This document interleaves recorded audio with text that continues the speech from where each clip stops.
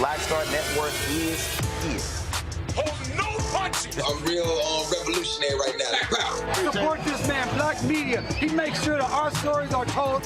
Thank you for being the voice of Black America, Roland. Stay black. I love y'all. All momentum we have now, we have to keep this going. The video looks phenomenal. See, there's a difference between Black Star Network and black-owned media and something like CNN. You can't be black-owned media and be scared. It's time to be smart. Bring your eyeballs home. You dig?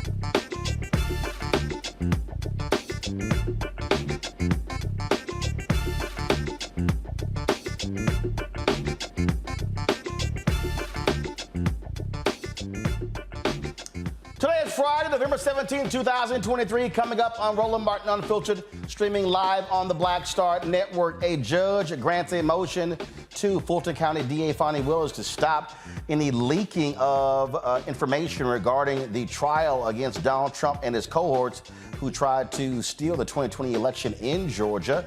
Also, one of those individuals, well, the brother, he may be going back to jail for witness intimidation. We'll talk to a former assistant district attorney who's now an attorney there in Atlanta about all of the things happening this week in Fulton County. Folks, runoff election in Louisiana Saturday. We will talk with the head of the Louisiana Democratic Party, who's been under fire for their performance. We'll also talk with the candidate for Secretary of State. Also, folks, a lot of other issues we're focusing on, including a hot topic since Thursday, and that is the shocking accusations against Sean Diddy Combs in an explosive lawsuit filed by a former girlfriend, Cassie. We'll give you those details. And also the NYPD announces he is not under criminal investigation, so you definitely want to check that out. And also, y'all, there's hilarious video. So y'all been hearing all these people talk about how where places you can't take women on first dates. Well, this black mama done had enough. And man, did she post a video that has gone viral calling out a whole bunch of sisters who she said trying to freeload off her son and other men. I'm gonna show that to y'all. It's time to bring the funk on Roland Martin Unfiltered on the Black Star Network. Let's go. He's got it. Whatever the miss, he's on it. Whatever it is, he's got the scoop, the fact, the find. And when it breaks, he's right on time and it's rolling. Best believe he's knowing. Putting it down from sports to news to politics. With entertainment just for kicks, he's rolling. It's on go, roll, y'all. It's Roland Martin, yeah. Rolling with Roland now. He's funk, he's fresh, he's real, the best, you know he's Roland Martin now.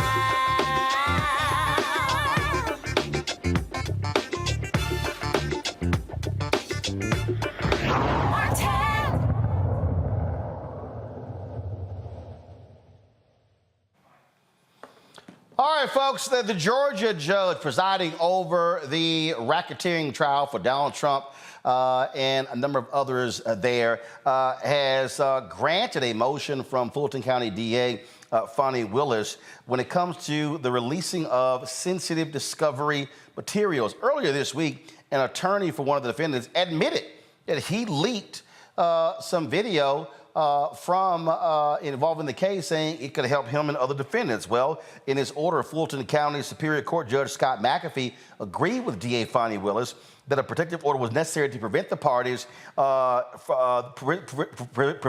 involved from undermining the judicial process. Now, the order comes a day after the leak of key video evidence, again, by a defense attorney for one of Trump's co-defendants. Also, folks, that's happening there, one of the Georgia 19 could head back to jail, have his bond revoked for allegedly threatening and intimidating potential witnesses in the case. Fulton County DA Fonnie Willis cited Harrison Floyd's social media posts and broadcast interviews as violations of his bond agreement not to interfere with witnesses. Willis pointed out Floyd's November 1st post that flagged Secretary of State Brad Raffensperger and his aide Gabriel Sterling, who said the Georgia election was conducted without widespread fraud.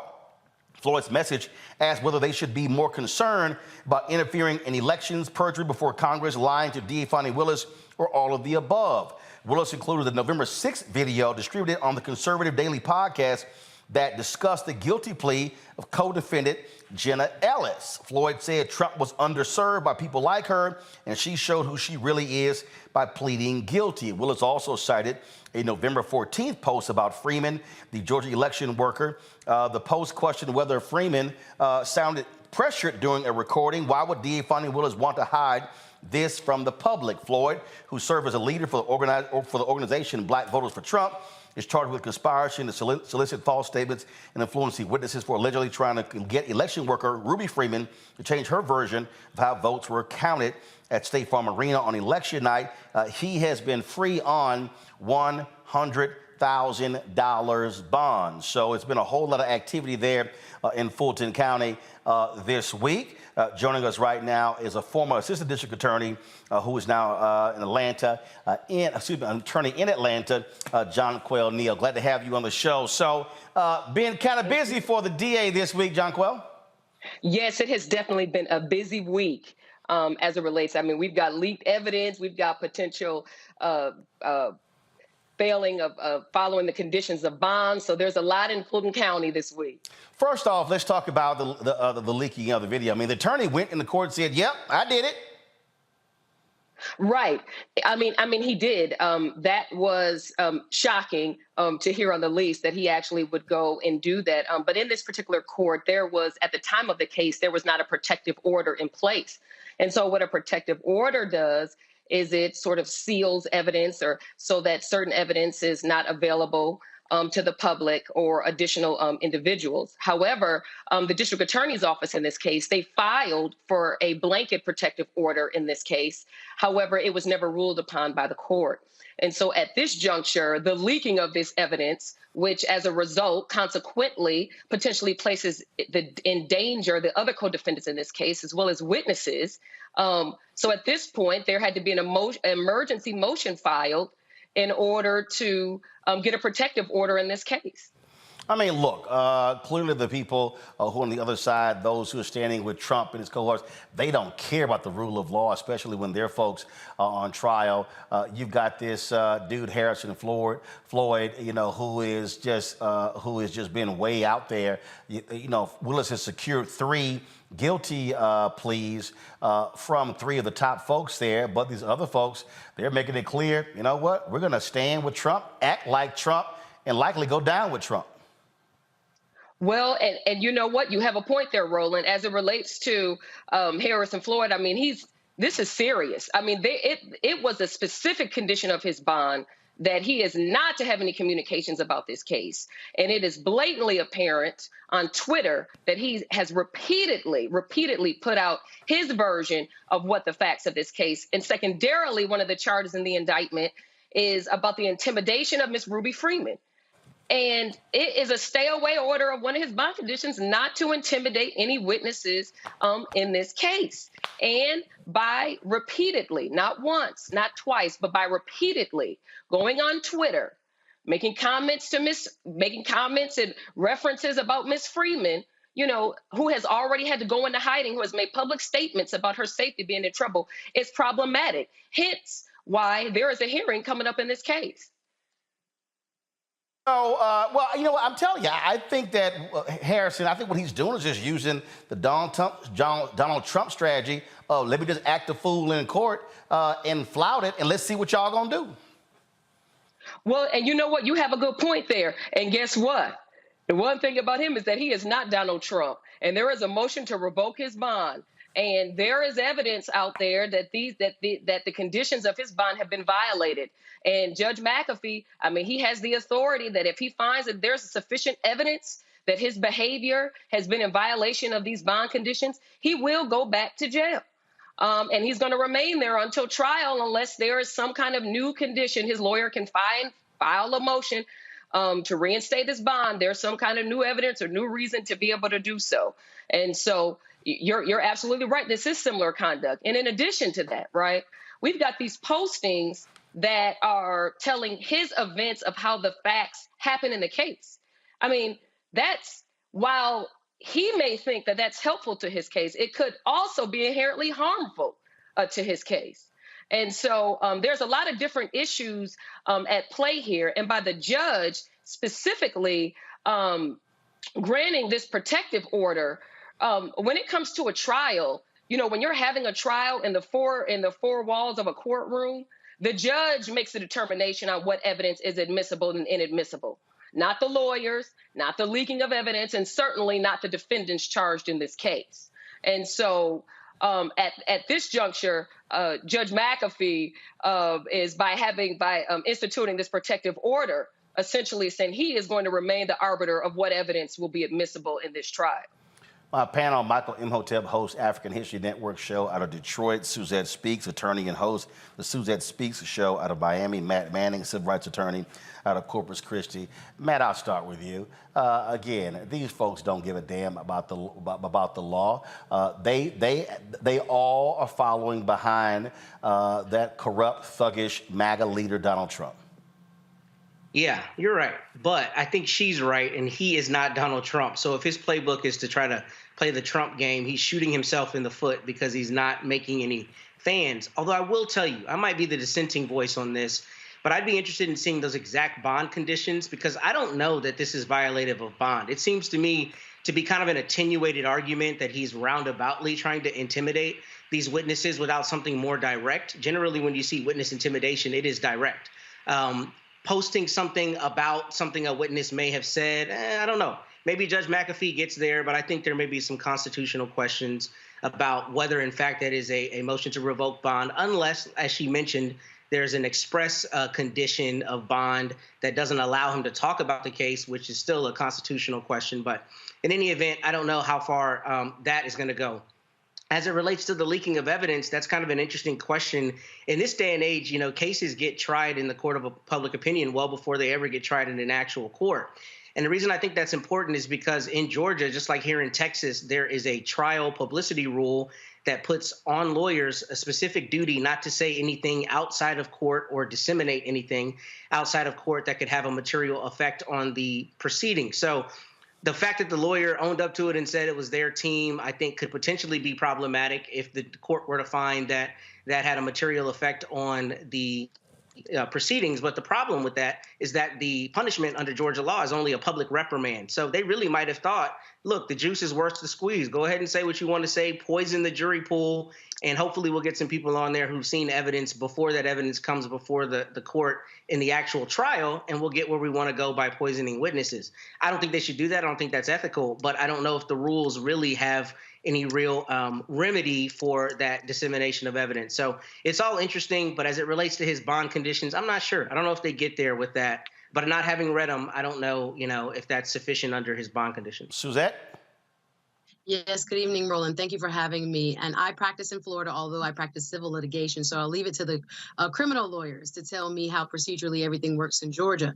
My question for Janquel is, we've heard a lot about these First Amendment protections as it applies to witnesses. Particularly Donald Trump has been one to say that he is within his First Amendment right to be talking about the trial and to be intimidating other witnesses, et cetera. Have we heard this from Harrison Floyd? And do you feel that it applies in this instance, or are there limitations to what he cannot say? Well, to answer your question, and certainly to go back, it's an explicit condition of the bond condition of Mr. Floyd, and it says on subsection 7 that the defendant shall not communicate in any way, directly or indirectly, about the facts of this case with any person known to him or her to be a witness in this case, except through his or her counsel. And so while, of course, all of us have a First Amendment right of free speech, right? I mean, everyone has the right of free speech. But however, when you are under a court order, that specifically defines and lays out what limitations that there are as it relates to what you can do while you are out on bond. Michael. All right, John Quayle. We've seen three of Trump's former attorneys here, Kenneth Chesebro, Jenna Ellis, as well as that crazy woman, Sidney Powell, all plead guilty to various charges. They're part of these 18 co-defendants.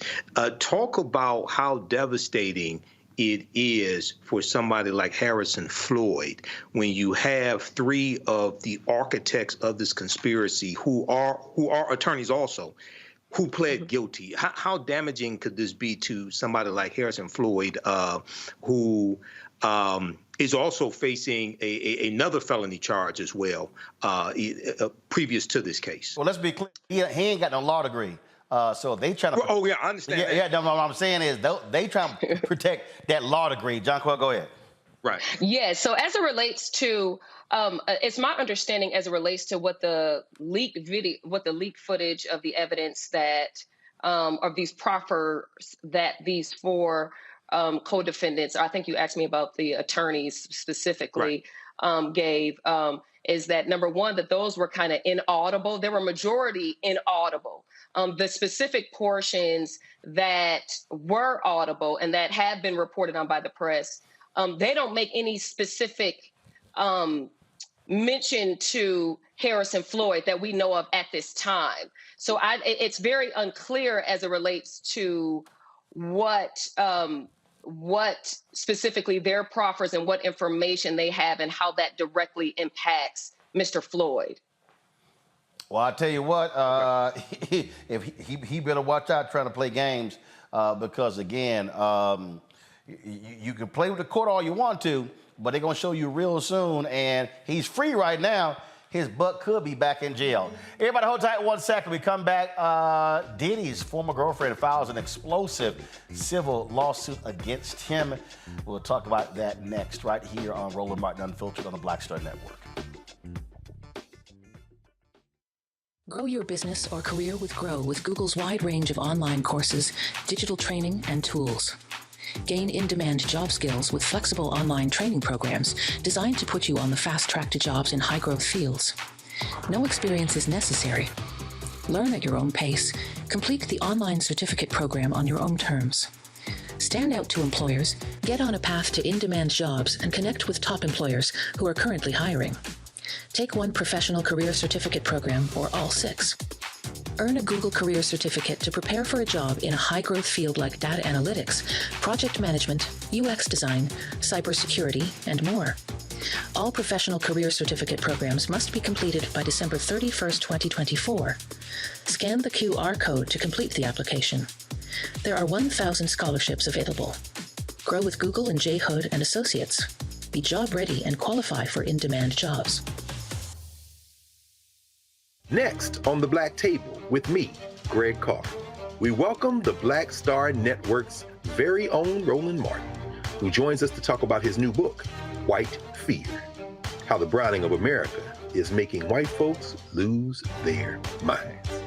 The book explains so much about what we're going through in this country right now, and how, as white people head toward becoming a racial minority, it's going to get, well, let's just say, even more interesting. We are going to see more violence. We're going to see more vitriol because as each day passes, it is a nail in that coffin. The one and only Roland Martin on the next Black Table, right here on the Black Star Network. Hello, I'm Paula J. Parker. Truly proud of the Proud Family, Louder and Prouder on Disney+. And you're watching Roland Martin Unfiltered.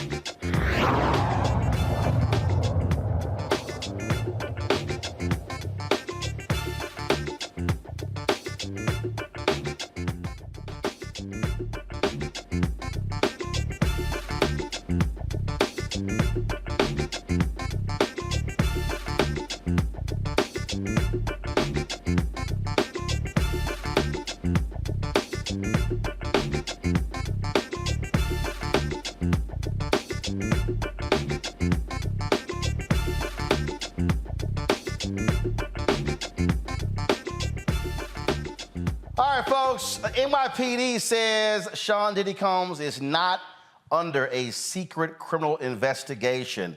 That was a result of a police spokesman yesterday saying that was the case. They came back today, said that is not true. This was on the heels of an explosive federal lawsuit filed against him by a former girlfriend. Her name, she goes by Cassie. Her full name is Cassandra Ventura. She filed this lawsuit accusing him of physical rape, abuse, and sex trafficking. The 35-page lawsuit filed in Manhattan's Federal District Court is full of disturbing allegations. It describes Diddy blowing up a man's car, Kid Cudi, after he learned that he was romantically interested in Cassie. The suit says Combs forced her to have sex with male sex workers while he watched, masturbated, and recorded the incident. It also alleges that he encouraged her to drink excessive amounts of alcohol and abuse drugs while first forcing her to get illegal prescription medications for him. She released the following statement about her suit. After years in silence and darkness, I'm finally ready to tell my story and to speak up on behalf of myself and for the benefit of other women who face violence and abuse in their relationships. With the expiration of New York's Adult Survivors Act fast approaching, it became clear that this was an opportunity to speak up about the trauma I've experienced and that I will be recovering from for the rest of my life. New York State's Adult Survivors Act allows sexual abuse victims to file civil suits against their alleged assailants after the statute of limitation has expired. Now, Diddy's attorney, Ben Brofman, released this statement. Mr. Combs vehemently denies these offensive and outrageous allegations. For the past 6 months, Mr. Combs has been subjected to Ms. Ventura's persistent demand of $30 million under the threat of writing a damaging book about their relationship, which was unequivocally rejected as blatant blackmail. Despite withdrawing her initial threat, Ms. Ventura has now resorted to filing a lawsuit riddled with baseless and outrageous lies, aiming to tarnish Mr. Combs' reputation and seeking a payday. Now, her attorneys accuse and say that Diddy offered them a 8-figure settlement, but that was turned down.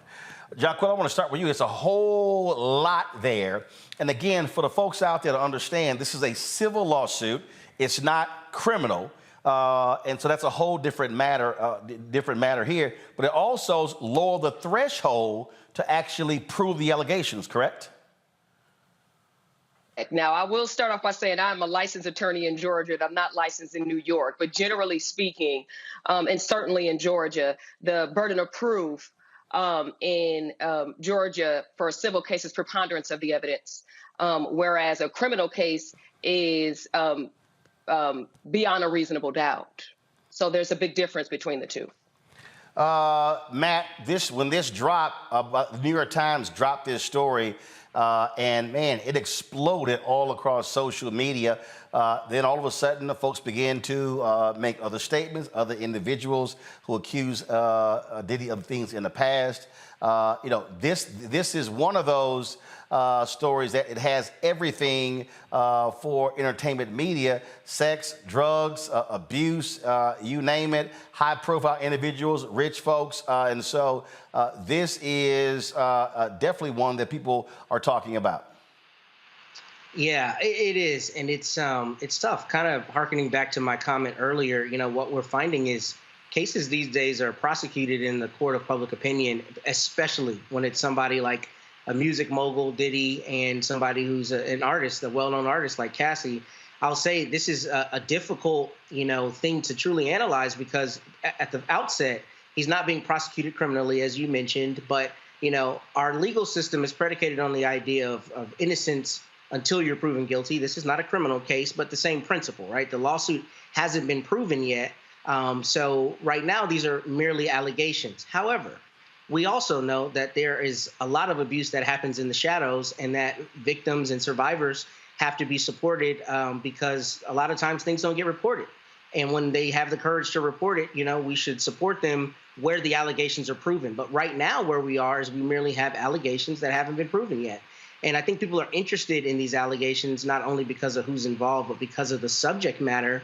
But I think we have to give them the gravitas that's necessary. These are very serious allegations. And if these things happened, then she was subject to just intolerable abuse, and he should absolutely be held accountable. However, he does have the right, essentially, even in a civil suit, to not be presumed guilty until it's proven. So I think we'll have to wait until what the evidence shows. But I will say, what is strange to me about all of these cases that we discuss is that every one of my clients gets an admonition day one. You don't say a single word anywhere without me about anything at any time. So it is interesting to me that there are this many statements, oftentimes from the parties themselves, because that to me is dangerous if you are in the midst of litigation. Suzette, it was interesting looking at a lot of these different comments. I saw some people who are saying that, oh, this is a money grab. Well, first of all, when you file a civil lawsuit, there are economic pieces to this. This is also one of those stories historically that rarely gets to the point of filing an actual lawsuit, because typically folks want things like this settled out of court. Absolutely. I think even the existence of the Survivors Act shows the change of attitudes when it comes to victims or alleged victims of sexual assault or abuse. We see now that people have a deeper understanding that sometimes people do not come out right away. She was in a 10+ year relationship with Mr. Combs. And again, according to her pleading, again, he hasn't filed any responses yet. This is what, in her version of the facts, occurred. So again, I do agree that, again, he's innocent until proven guilty, but I do think the attitudes towards people who have suffered, men and women who have suffered this type of abuse are changing. And that's why we see laws like this being utilized in the civil litigation side to say, you know, I have suffered this type of damage and I would like to be compensated for it. So we'll see as things proceed. I don't know, there could be even a settlement. Sometimes these things don't even make it to trial. But again, we are seeing more of a pattern where folks are a little bit more accepting of people not necessarily, coming out with allegations concurrently as they're going on, and people understanding a little bit more about why a person would still appear on a red carpet or go to an award show or do all these things while still purportedly being involved in such an abusive relationship. But yes, the allegations are scathing. The damage has already been done, I would say, to his reputation. I think it'll be a very tall order to try to recover some of that ground in the court of public opinion. But we have to wait and see what evidence is presented. Michael, this lawsuit comes, a couple of weeks after L.A. Reid was hit with a lawsuit by former music exec Drew Dixon. This is the story that appeared in the New York Times. And again, this particular act here is what opened the door for. That is the Adult Survivors Act.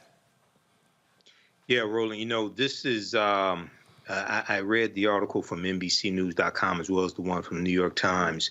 And I looked at a lot of these allegations, and right now it is true that these are just allegations, but these are devastating allegations. I know you opened and talked about, these are maybe types of stories that some people like to hear, or they're in entertainment. These are sickening allegations, okay? But once again, this is a civil lawsuit, has to be proved in court.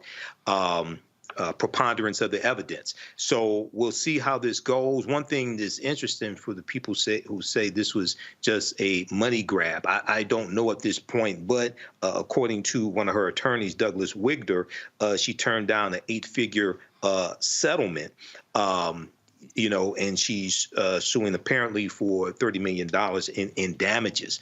But hopefully we get to the bottom of this, whether this is true, false. Some of the allegations are true, others are false.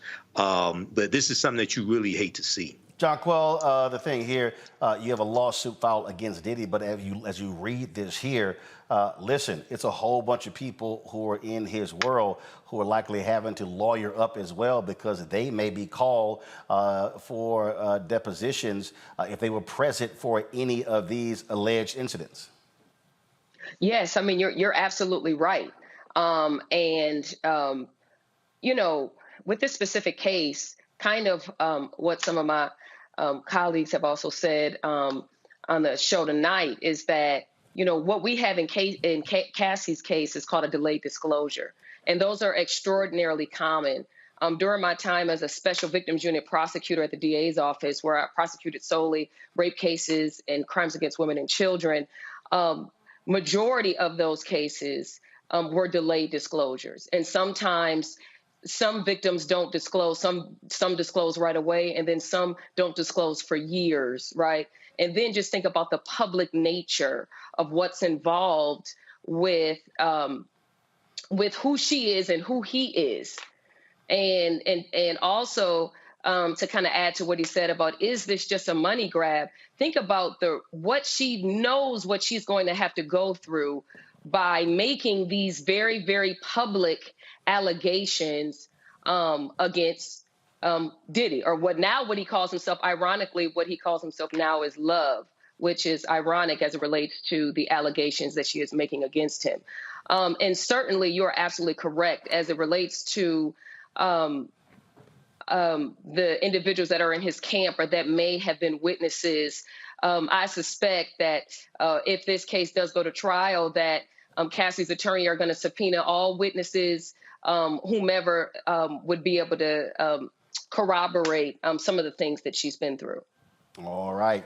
Well, we'll see what happens next. Jonquil, we certainly appreciate you joining us on today's show. Thanks a bunch.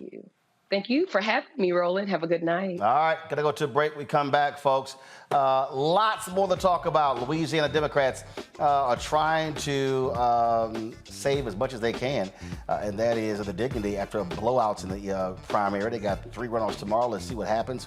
We'll be talking to one of the candidates for Secretary of State. Plus, we'll be talking with the head of the Louisiana Democratic Party, who was under fire from all quarters in that state. Also, we will talk about one of the things that's happening, and we've had these stories before, where we've talked about land grabs in this country, what is happening to African Americans in many of these places.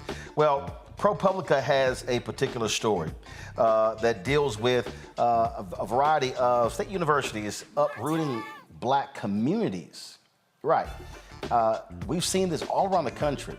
And we're going to talk to the reporter in this case right here as well. And so it's amazing, again, when you start hearing what happened to black folks, and now we are hearing the results of that. So people talk about black wealth and lack thereof.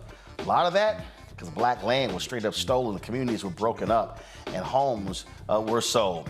Folks, you're watching Roland Martin Unfiltered on the Black Star Network. Be sure to support us in what we do. Joining our Bring the Funk fan club, your dollars make it possible for us to do what we do. And so when you give, it goes to support our independent journalism, how we broadcast, our staff, you name it.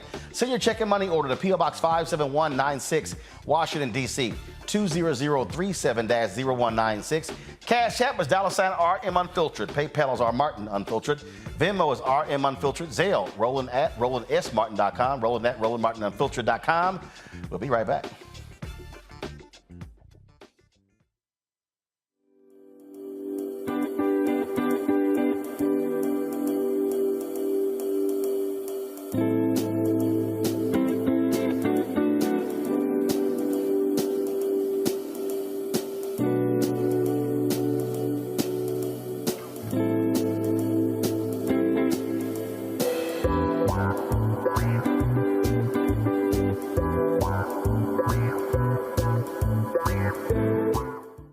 Next on the Black Table, with me, Greg Carr, working under the constant threat of violence. Nearly 50 bomb threats over dozens of HBCU campuses. In 2022, we'll talk to our HBCU Master Teacher Roundtable about the stress, the strain, the frustrating lack of answers, and real community-grounded solutions to the threat of violence we face at HBCUs today. Join us for the Black Table, only on the Black Star Network. When you talk about blackness and what happens in black culture, we're about covering these things that matter to us, speaking to our issues and concerns. This is a genuine people-powered movement. There's a lot of stuff that we're not getting. You get it, and you spread the word. We wish to plead our own cause Too long have others spoken for us. We cannot tell our own story if we can't pay for it. This is about covering us. Invest in black-owned media. Your dollars matter. We don't have to keep asking them to cover our stuff. So please support us in what we do, folks. We want to hit 2,000 people, $50 this month, raise $100,000. We're behind 100,000, so we want to hit that. Y'all money makes this possible. Check some money orders. Go to P.O. Box 57196, Washington, D.C. 20037-0196. The Cash App is $RM Unfiltered. PayPal is R Martin Unfiltered. Venmo is RM Unfiltered. Zelle is Roland at RolandSMartin.com. Hi, I am Tommy Davidson. I play Oscar on Proud Family, Louder and Prouder. I don't play Sammy, but I could. Or I don't play Obama, but I could. I don't do Stallone, but I could do all that. And I am here with Roland Martin on Unfiltered.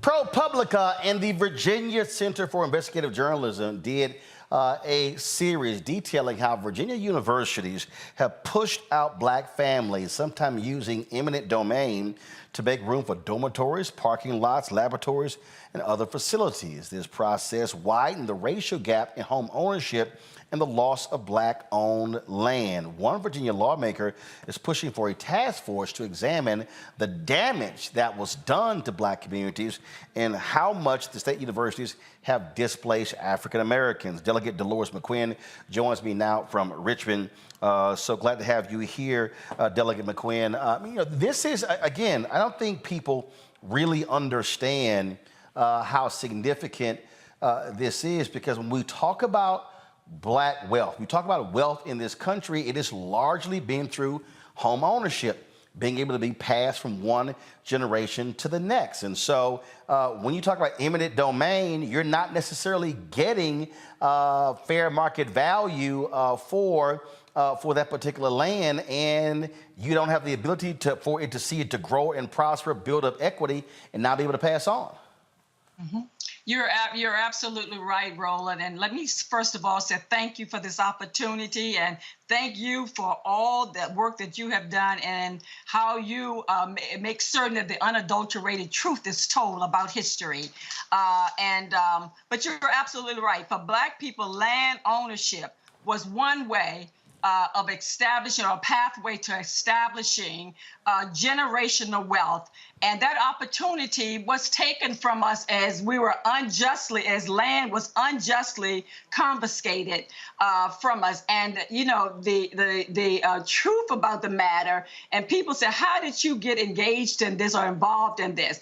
Oh, I was going from community to community, talking to African Americans and hearing the same story over and over again about land being unfairly confiscated, they getting unfair market price for land that was taken from them for generations that had passed.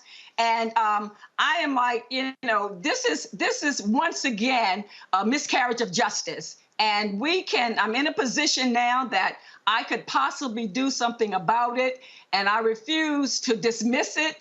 My intention is to continue this conversation. I want to thank those who have brought it to the forefront, and I want to help by certainly putting in legislation to create the task force to look at this particular issue and to see how widespread it is.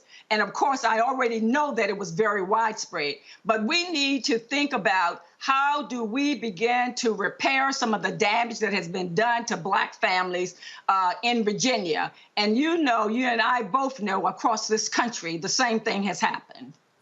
Well, absolutely. And the reality is, in many cases, these are state universities. And so We're talking about the state action here. And if it shows that it was used in a negative way, those Black families should be compensated. Absolutely. In many ways, you're talking about the conspiracy issue. I mean, you had legislators, you had lawmakers, you had individuals with college presidents. it was almost a cahoots that people were in, and to go about again unfairly confiscating this land, and then not thinking that African Americans deserved fair market price for it. But not only that, they deserve to have their land that many of them have worked extremely hard for, and so that they could pass it on to the next generation. One of the things that we have had in our favor as we looked at all we have gone through, from enslavement of Africans through the Reconstruction period to Jim Crow. One thing we've had in our favor, if you had something, the thought was we could pass it on to the next generation. And so many families did not have that opportunity because of what universities did, but not only universities, the Army, you had airports. I mean, any of these institutions that were able to go in and, again, through eminent domain, take this property from Black families, they did that, and including my family. And so what can we do about it? Well, first of all, we certainly need to sit down, at the table, along with many of these individuals who are now seated at places that could bring about a paradigm shift. We need to sit down, have the conversation, and then move forward in terms of how do we bring some form of resolution to what has happened in the past. And not only for this, but other issues as it relates to the way African Americans have been treated and been unable to do anything about people violating you in this manner. Questions from the panel. I'll start with you, Matt. Okay, so Delegate McQuinn, thank you for doing this work. I have a case very similar to this, not in the university context, but this happens to our people around the country. So my question to you is this. I know you're putting together a task force, and presumably that task force will have ideas on how to, the reparative remedy. But my thought is this, my question is this. What is the thought about how to compensate those who, for instance, had their houses purchased at below what the appraisers came in, significant percentages, as opposed to those who have lost in perpetuity, basically the equity on property? Because it seems like the difficult thing here is going to be how to figure out how to repair exactly what happened in the past and then the inestimable effects of that going forward. So what thoughts about how the task force may be advised on how to develop a reparative remedy here? Because it seems to be difficult depending on the time and how you frame it. Yeah, you know what, you're absolutely right. We know that it's going to be a challenge looking at this, and again, seeing how do you bring restoration, how do you repair or reparation. But I think the first step is the direction that we're moving in the state of Virginia of establishing, again, the task force that would look at how families were uprooted, when it happened, how it happened, and then procedurally, there are a multiplicity of things that I think we could start doing in terms of going down this road to bring, again, some restorative justice. There are certainly scholarships. There are ways of, and I know the land may not be able to be replaced, but houses, and making certain that families that have not had access to having these certain kind of opportunities. How do we look at how they have been impacted by it, how generations have been impacted by it, and then again through the task force, many ways of addressing this issue. And I know we're going to have to go back generations, but I think the first step is let's sit down and let's begin to have this conversation, and then make certain that the universities they're at the table. Other legislators are at the table. People on the federal level are at the table. One of the things that I know is being done, that has been done now, President Biden, who's put in $1 billion to look at the way communities have been divided through constructions, through highways that have gone through various communities. Those are, and it may very well be some opportunities there with those funds that he has certainly put in place to be used, this pool of money, to reconnect families and reconnect communities. So I think there are many ways. We have not sit down. This task force has not been established yet, but I am certain, just based on individuals that I've already talked to, they're going to come with many of suggestions in terms of how we address these particular issues. Suzette? Thank you again, Delegate McQuinn, for what you're doing. This sounds to me like in the South African model, the Truth, Justice, and Reconciliation commissions that were held, that we need to put into the record of state government what exactly happened. That way we can start moving towards a remedy. My question to you is, what do you think the schools' positions have been or will be? I know in cases such as Georgetown, where they had explicit ties to owning slaves and other institutions, there are several here in Virginia, public and private. I've seen UVA mentioned, Old Dominion and others. Have they put out any responses? Are they open to, I've seen that one president was talking about walking through the old neighborhood. Okay, thank you for the walk. But what are we really doing, and where are they? Are they kind of moving ahead on this issue without the task force? Or what is their current position? You know, there are some promises here that I think promising, initiative. On Monday, one of the administrators from the university came to me and said, Delegate McQuinn, you know, what you are exploring, we stand with you. As an administrator at the university, we want to do whatever we can to help. And they did inform me that they were already looking into some things, but they said the decisions have been made to make certain that they're at the table to help bring about some kind of resolution. And so that to me is relatively promising, but it remains to be seen what will be done. I'm going to take them at their word, and I'm going to certainly hold everybody accountable in terms of helping us to get to a place where these families feel that there's some kind of restitution. Michael? All right, Delegate Dolores McQuinn, thanks for your effort in this. And this is an example of how history is leading towards legislation to help repair this type of damage. I know this is a work in progress, and there have been a series of articles from ProPublica and the Virginia Center for Investigative Journalism.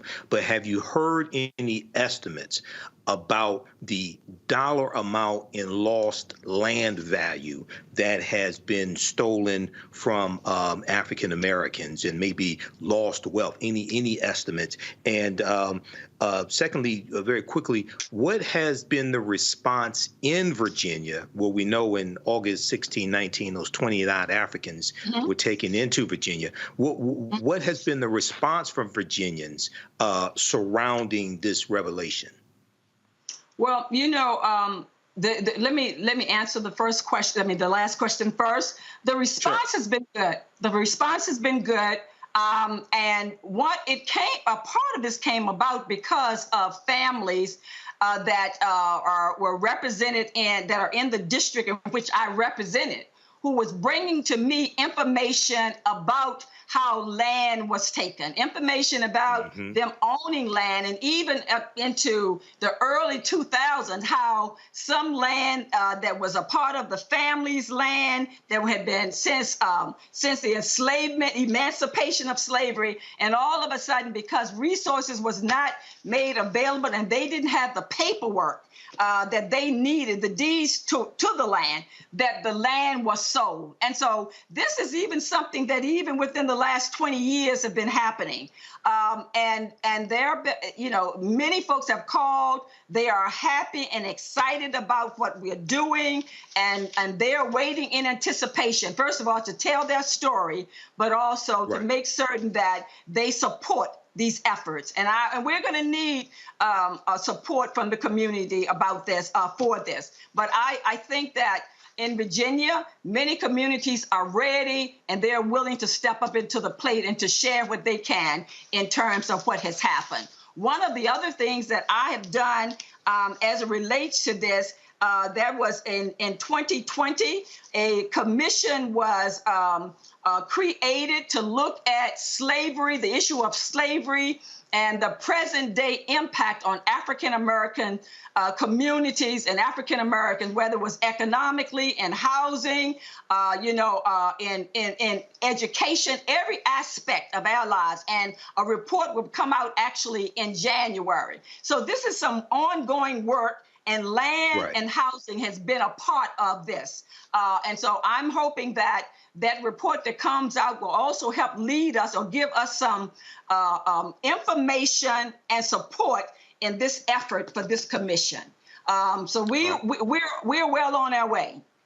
Absolutely. Keep up the good work. I think Matt had another question. Okay. Yeah, I did. Thank you, Delegate McQuinn. Outside of the task force, do you have any plans to make any maybe legislative amendments to Virginia's process of eminent domain? Because the reason I ask that is a lot of times this is done obviously through eminent domain, and eminent domain just requires you show a government purpose. And most often the government is not able to show that purpose here, the public universities, but the land is nonetheless lost. So what, if any, plans do you have to legislatively affect it with a change to eminent domain that may be more protective to disadvantaged, marginalized groups, anything to that effect? I have not. This will be based on some of the preliminary discussion. I think eminent domain will be certainly one of the components of what has been used in the past. One of those that particular element that's been used to help again unjustly confiscate and unfairly confiscate land. We will be looking at that particular issue. So that's been a part of the discussion as well. We have not come to any, again, decision yet, but certainly that has been discussed. Thank you. All right, Matt, that's it? That's it. No further. I'm just messing with you. All right, Delegate Dolores, we certainly appreciate it. Thanks a bunch. Keep up the good fight, and let's hopefully our people can get some justice, delayed justice. Absolutely. Thank you, sir, and thank you for this opportunity. Appreciate it. Thanks so much. Folks, going to a break. We come back. We're going to talk about how the Department of Justice, they're trying to help these jails get their act together. They've been very aggressive at going after jails and prisons to improve the conditions of inmates. We'll tell you about this DOJ initiative when we come back. Also, I got to talk about y'all. This video, y'all been seeing all this stuff on social media. You can't take a woman on the first date to Cheesecake Factory, stupid, and a bunch of other stuff. Well, this black mama just got tired. She got sick and tired of a bunch of this, and so she posted a video. I gotta play it for y'all. I found it to be absolutely hilarious. We'll do that. You're watching Roland Martin Unfiltered on the Black Star Network. Hi, I'm Dr. Jackie Hood Martin, and I have a question for you. Ever feel as if your life is teetering and the weight and pressure of the world is consistently on your shoulders? Well, let me tell you, living a balanced life isn't easy. Join me each Tuesday on Black Star Network for a Balanced Life with Dr. Jackie. We'll laugh together, cry together, pull ourselves together, and cheer each other on. So join me for new shows each Tuesday on Black Star Network, A Balanced Life with Dr. Jackie.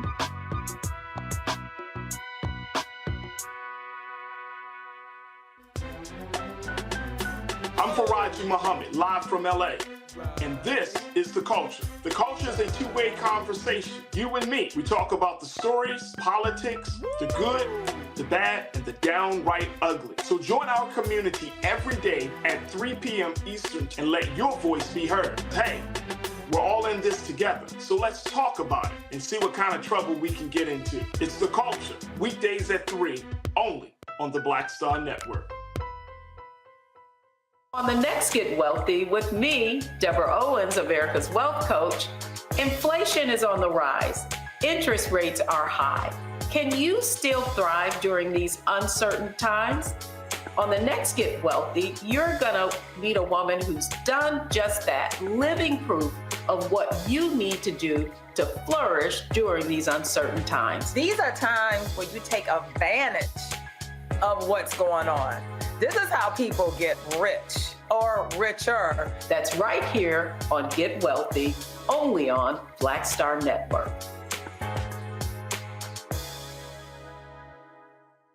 I'm Jo Marie Payton, voice of Sugar Mama on Disney's Louder and Prouder Disney Plus, and I'm with Roland Martin on Unfiltered.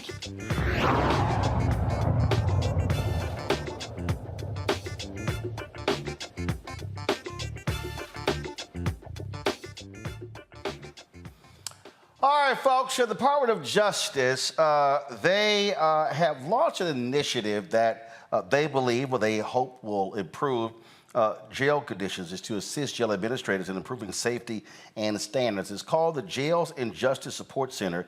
The mission is to help jails create and sustain safe, humane, and effective environments. The program will provide training, technical assistance, and referrals to other federal programs. The DOJ partnered with law enforcement experts to determine what sheriffs and jail administrators need. Now, the DOJ can investigate individual jails when they find patterns and practices that violate constitutional rights. The Jails and Justice Support Center aims to proactively help jail administrators deal with issues on the front end rather than investigating them on the back end, such as this. A fourth former California correctional officer who pled guilty to 6 counts of sexually abusing women inmates and 1 count of making false statements to the U.S. Department of Justice, sentenced to 8 years in prison. Andrew Jones confessed to sexually abusing prisoners between July 2020 and June of 2021 in multiple places in the Federal Correction Institution in Dublin. Jones is one of 8 FCI Dublin employees who have been charged with federal crimes involving sexual misconduct in the past 3 years. We've talked about this a lot, Suzette, how the DOJ has been extremely aggressive, far more so than the Trump administration. And really even, and we said it before, the Civil Rights Division has been, frankly, the most aggressive since Robert Kennedy was Attorney General. And holding these jails and prisons to a higher standard is necessary because for so many years, decades, abuse has been allowed, and because they're inmates, people go, yeah, whatever, I don't care. Yeah, we need checks and balances of our prison system. I think a lot of us, when we hear of prison reform, we have thought foremostly about sentencing, about what happens when it comes to the charging of folks, especially of folks of color, Black folks. What are prosecutors now looking at as far as sentence guidelines, et cetera? But we also now must address prison safety. We've heard these harrowing stories coming out, even at Fulton County, people dying of bed bugs and other things that are inhumane and should not be allowed in our prison system. So I want to say kudos to the Department of Justice for trying to give, especially smaller prison systems, larger prison systems, people who don't have necessarily the expertise of how to make sure the safety of each and every inmate is guarded no matter what they're charged with. It's not an addition to their sentence for them to be treated inhumanely. I know here in South Florida, we've had several cases where people were put in hot, scalding showers, burned alive, all these kind of crazy behaviors, as the one that you just talked about out of California in Dublin. This man is basically a serial rapist, if you look at what he's been charged with, and he was a corrections officer. So because we do not have a federal framework from which all of our prisons across the country have to adhere to a certain standard, the Department of Justice is doing what it can to help be a resource. They're saying that this new entity will be a preventative resource. Of course, they do have the authority to go in and investigate when there are complaints at various facilities across our country. But yeah, we have to look at this as a real issue. And if we don't have federal legislation, kudos to the Department of Justice for doing what it can to be a resource to our jails and prisons across this country. This is the thing for me, Michael. Again, this is not necessarily going to be one of those stories that gets people excited or they say, well, you know, glad to see they're doing it. But this is about accountability. And unfortunately, when we look at a lot of these stories, who's the one likely being abused? African Americans. Don't have Michael there. Let's go to Matt.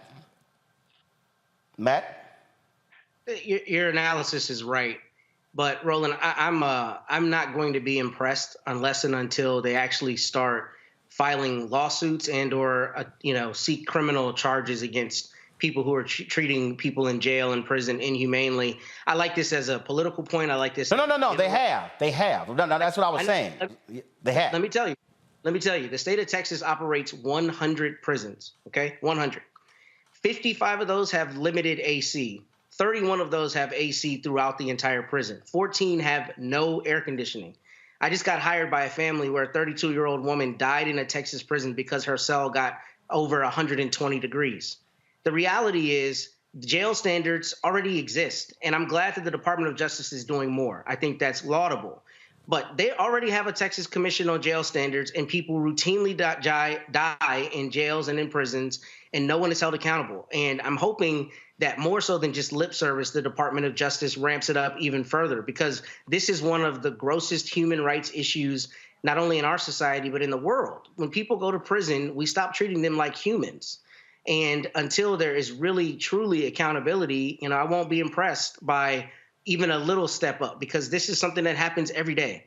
People die every day. This year in the state of Texas alone, something like 13 people died in prison in the Texas Department of Criminal Justice, and they knew that those jail cells were not air conditioned. And in many of those instances, guards refused to give them water and other things that they needed to just literally be safe.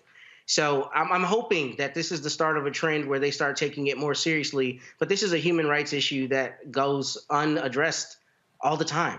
And here's the question then. Well, here's the question, and that is, are federal lawsuits being filed there in Texas? I mean, I go back to if you go to my iPad here. This is the famous case. And again, I mean, the reason I can say this man's name, because I swear I heard it on the news dang near my entire life. Federal Judge William Wayne Justice, when he oversaw the Texas prison system, because it was David Ruiz who wrote a handwritten civil rights complaint against the Texas Department of Corrections that led to the federal takeover of the Texas prison system. Yeah. Is that happening? That is the exception to the rule. The actual rule is most generally applied where I file a lawsuit and the county or the state, files a 12B6 motion to try to pour me out saying I didn't file my claim correctly. And the vast majority of those cases get thrown out. It is climbing Mount Everest to vindicate your civil rights, especially in the Fifth Circuit. And while I like those outliers, that's an aberration. The truth is, most of the time something happens to someone in prison or in jail, it is extremely difficult to vindicate those rights. And that's not to say the Department of Justice does not play a very important role. I'm glad that they're doing more than is customarily done. But we are not being honest with ourselves if we act like there is accountability to what happens to prisoners in jails and in prisons.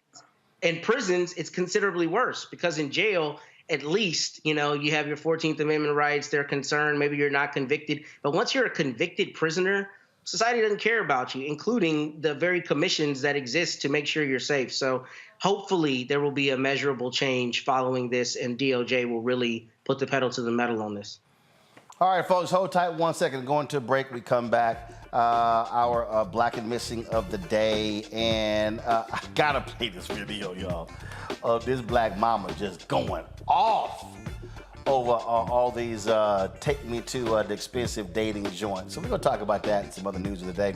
Don't forget to support us in what we do. Joining our Brina Funk fan club. Senior check and money order to P.O. Box 57196, Washington, D.C. 20037-0196. Cash App, $RM Unfiltered. PayPal, R Martin Unfiltered. Venmo is RM Unfiltered. Zelle, Roland at RolandSMartin.com. Roland at RolandMartinUnfiltered.com.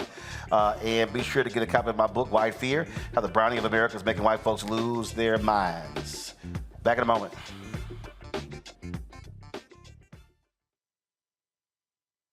Grow your business or career with Grow with Google's wide range of online courses, digital training, and tools. Gain in-demand job skills with flexible online training programs designed to put you on the fast track to jobs in high-growth fields. No experience is necessary. Learn at your own pace. Complete the online certificate program on your own terms. Stand out to employers, get on a path to in-demand jobs, and connect with top employers who are currently hiring. Take one professional career certificate program or all 6. Earn a Google Career Certificate to prepare for a job in a high-growth field like data analytics, project management, UX design, cybersecurity, and more. All professional career certificate programs must be completed by December 31st, 2024. Scan the QR code to complete the application. There are 1,000 scholarships available. Grow with Google and J. Hood and Associates. Be job ready and qualify for in-demand jobs. Hatred on the streets, a horrific scene, a white nationalist rally that descended into deadly violence. White people are losing their damn minds. As an angry pro-Trump mob storms the U.S. Capitol, we're about to see the rise of what I call white minority resistance. We have seen white folks in this country who simply cannot tolerate black folks voting. I think what we're seeing is the inevitable result of violent denial. This is part of American history. Every time that people of color have made progress, whether real or symbolic, there has been what Carol Anderson at Emory University calls white rage as a backlash. This is the rise of the Proud Boys and the Boogaloo Boys. America, there's going to be more of this. Here's all the Proud Boys, guys. This country is getting increasingly racist in its behaviors and its attitudes because of the fear of white people. The fear that they're taking our jobs, they're taking our resources, they're taking our women. This is white fear.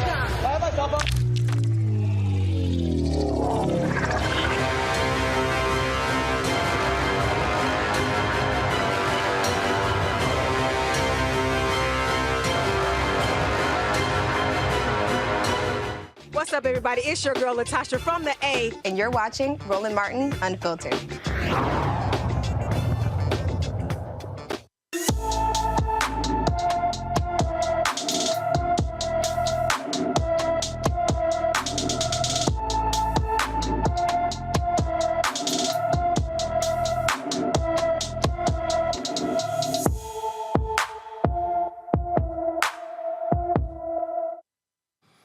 All right, folks, our Black and Missing for the day. Of course, this is a segment that we always focus on because it gets not enough attention from mainstream media. Isaac Price was last seen at the Hartsfield-Jackson Atlanta International Airport on November 11th. The 31-year-old is 5 feet 6 inches tall, weighs 161 pounds, with black hair and brown eyes. Isaac is diagnosed with schizophrenia and has been without his medication for the last few days. Anyone with information about Isaac Price is urged to call the Atlanta Police Department at 404-546-4235, 404-546-4235.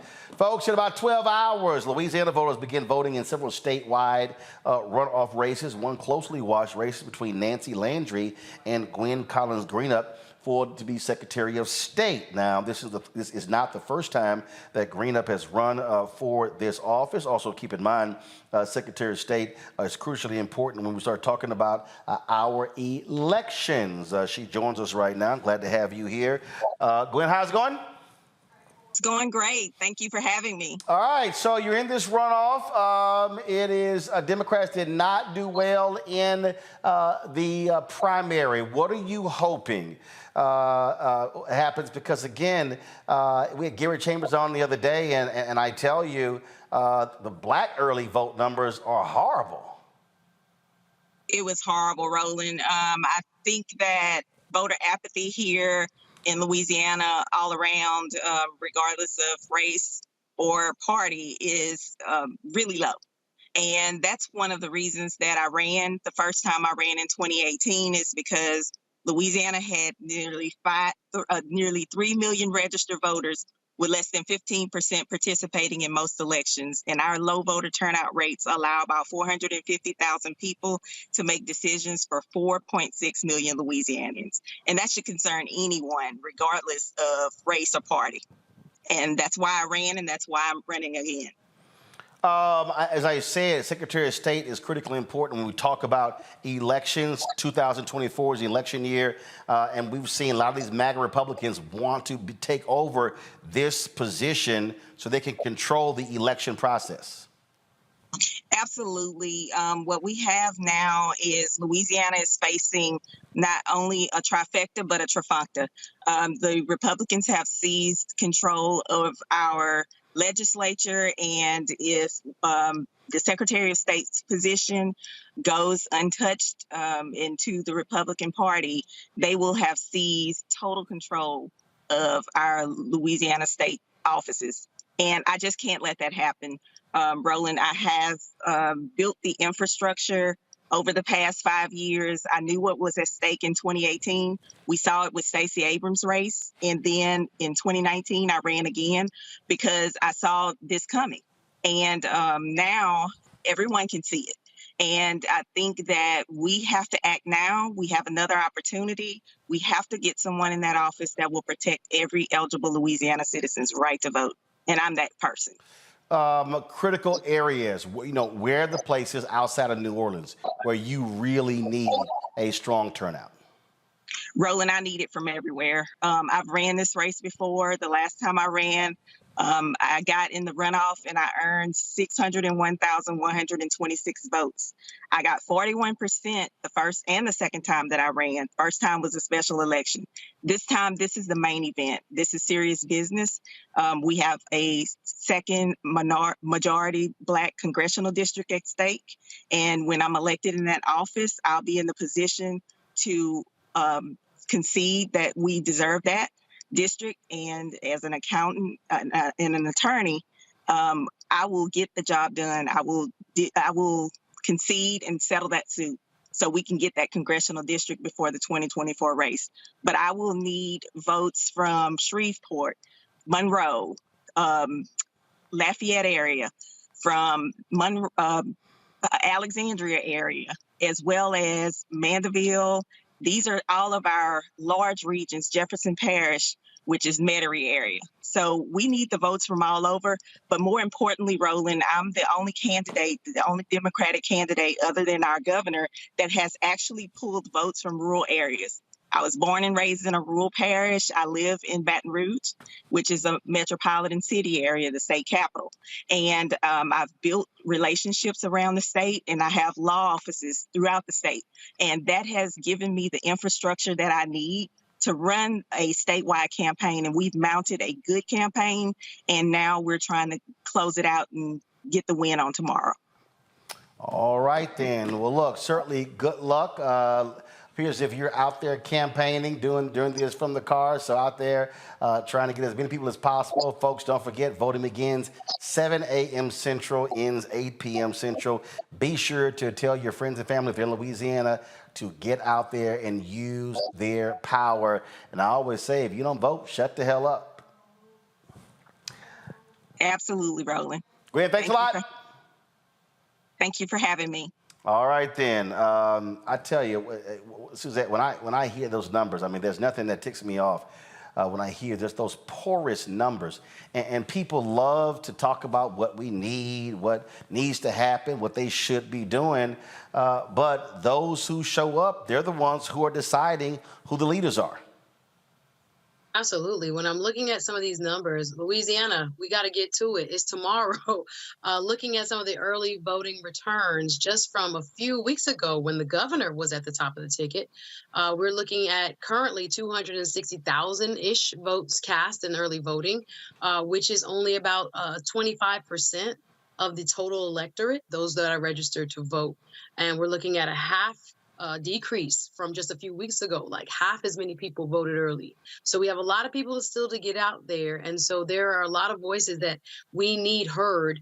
And as you stated yesterday so eloquently on your show, Roland, there's so many decisions right now that we can't afford to just be on the sideline and hoping and praying and saying that we are going to penalize a certain party, therefore not do anything, because the ball keeps rolling. Power is still in the hands of others who don't have our interests at heart. So they're continuing to make the rules. They're continuing to set the agenda. And again, we are oftentimes not included in that agenda. I just was on Faraji's show, Faraji Muhammad, on the culture. We were talking about Jeff Landry, who is the governor-elect, who is talking about withholding funding from protecting the city of New Orleans from saltwater intrusion until he sees some stronger measures passed against women who were seeking services for termination of pregnancy. Now, this is beyond his scope in terms of what a governor should be doing, but we're seeing all of these very radical and extreme views by folks who are now elected because of the low turnout, right? And again, as she said, a very, very small portion of total citizens there in Louisiana are making the decisions for everyone. So we really have to take that to heart, guys. Tomorrow, when you get out and vote, Baton Rouge, New Orleans, all over, there are a lot of votes left to be cast. And again, she will be a counterweight to Jeff Landry as governor-elect. So we need folks to be responsive and to cast their ballots. Michael. You know, Roland, we've talked about Louisiana the past few weeks. We had Omari Hossain on, as well as Gary Chambers. And what I see is that there's a clear disconnect, especially in Louisiana with African Americans, but also in the New York Times article that talked about how close to, I think, about 22% of African Americans say they will vote for Donald Trump. There's a clear disconnect between policies that you claim that you want and actually understanding how to get those policies put in place and who can put those policies in place. So in all this is also connected to understanding history. The conversation that we had with the delegate from Virginia is showing a clear connection between historical events and conditions, and then understanding how to address those conditions that are harming African Americans. So hopefully people, African Americans, turn out on Saturday, but we have to really focus on getting this information out to our people and connecting history, economics, law, and politics. You know, Matt, look, we talked about this in Texas. 75% of voters 30 and under didn't even vote in 2022. So it's when I hear young folks, you know, complain about this, that, and the other, again, 75%. I mean, the reality is this here. If 25% of those voters actually voted, guess what? Greg Abbott wouldn't be governor. Dan Patrick would be lieutenant governor. If they turn out in the way they should this year, Ted Cruz in 2024 won't get reelected. But saying it is one thing, doing it is another. That's exactly right. And, you know, I think obviously we're at crisis points around the country, but I think Suzette said it brilliantly that at least in this race in particular, she is needed to be a counterweight to Jeff Landry. So it's not only a matter of we need to come out and vote, which is the obvious premise here. They do. We need to come out and vote, and we need to understand that especially on the local and state level, your votes have a meaningful effect. They always do, but especially there, because if you want that pothole at the end of your street filled, you need to go vote. But in particular, when you're talking about a state that is trying to and has historically diluted the voting power of Black people, you need somebody in the Secretary of State's office who is going to make sure that Black people are not continuously having their right to vote being attacked in these parishes. Because the reality is, we're not talking the 10,000 foot level. We're talking when, you know, Big Mama goes to vote and somebody makes it hard for her to vote, or her provisional ballot doesn't count, or all the ways that happens and it gets combined into diluted power. So this sister is particularly important in Louisiana because you see right now that the Fifth Circuit, of all places, actually said that their map was unconstitutional and they've got to redraw it. And that shows there's an assault on Black voters and an assault on Black people's participation in democracy. So even more so than normal, it is imperative that Black Louisianans and all people who really care about right happening in our state house or their state house come out to vote tomorrow so that she's in place to protect their rights. Absolutely. Hold tight 1 second. We come back. We'll talk with the head of the Louisiana Democratic Party. She has been taking lots of incoming fire from folks angry with how Democrats have been losing there. We'll talk to Katie Bernhardt next, right here on Roland Martin Unfiltered on the Black Star Network. I'm Dee Barnes, and this week on The Frequency, we talk about school to prison pipeline, book bans, and representing for women's rights. The group Moms Rising handles all of this. So join me in this conversation with my guest, Monifa Bendelli. This is white backlash. This is white fear that happens every time Black people in the United States help to walk the United States forward towards what is written on the paper. Right here on The Frequency on the Black Star Network.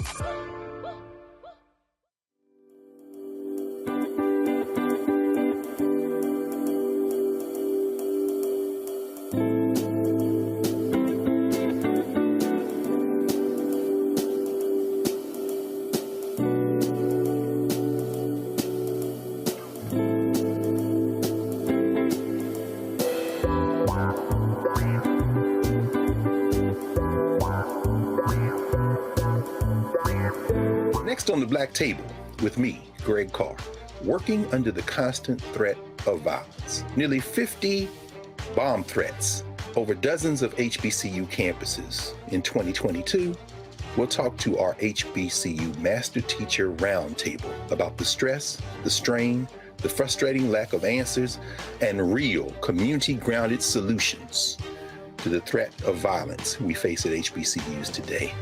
Join us for the Black Table, only on the Black Star Network. Hi, I'm Dr. Jackie Hood Martin, and I have a question for you. Ever feel as if your life is teetering and the weight and pressure of the world is consistently on your shoulders? Well, let me tell you, living a balanced life isn't easy. Join me each Tuesday on Black Star Network for a Balanced Life with Dr. Jackie. We'll laugh together, cry together, pull ourselves together, and cheer each other on. So join me for new shows each Tuesday on Black Star Network, A Balanced Life with Dr. Jackie.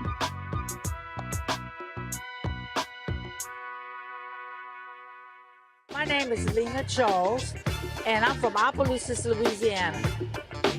Yes, that is Zydeco capital of the world. My name is Morgan Chappelle. I'm from Dallas, Texas, representing the Urban Trivia Game. It's me, Sherry Shepard, and you know what you watch. Roland Martin on Unfiltered.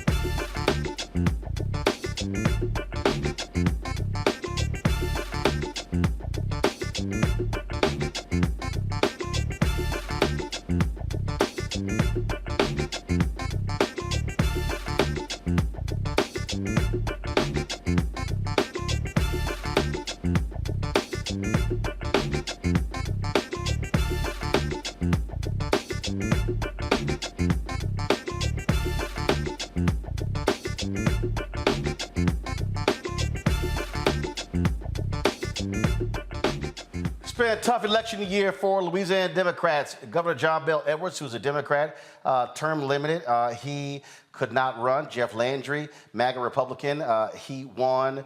Many thought that race was going to go to a runoff. It did not. He won the majority of votes in that particular jungle primary.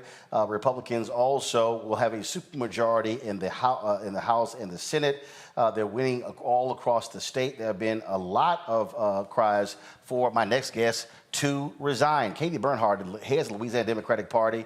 Glad to have you here. You've got 3 critical races tomorrow. We just had one of your candidates on for Secretary of State. We had your Treasurer candidate on yesterday. What in the world, what is going on in a state where you have the second largest concentration of black folks in the country? You can't get them to come out and vote. What's going on with your party?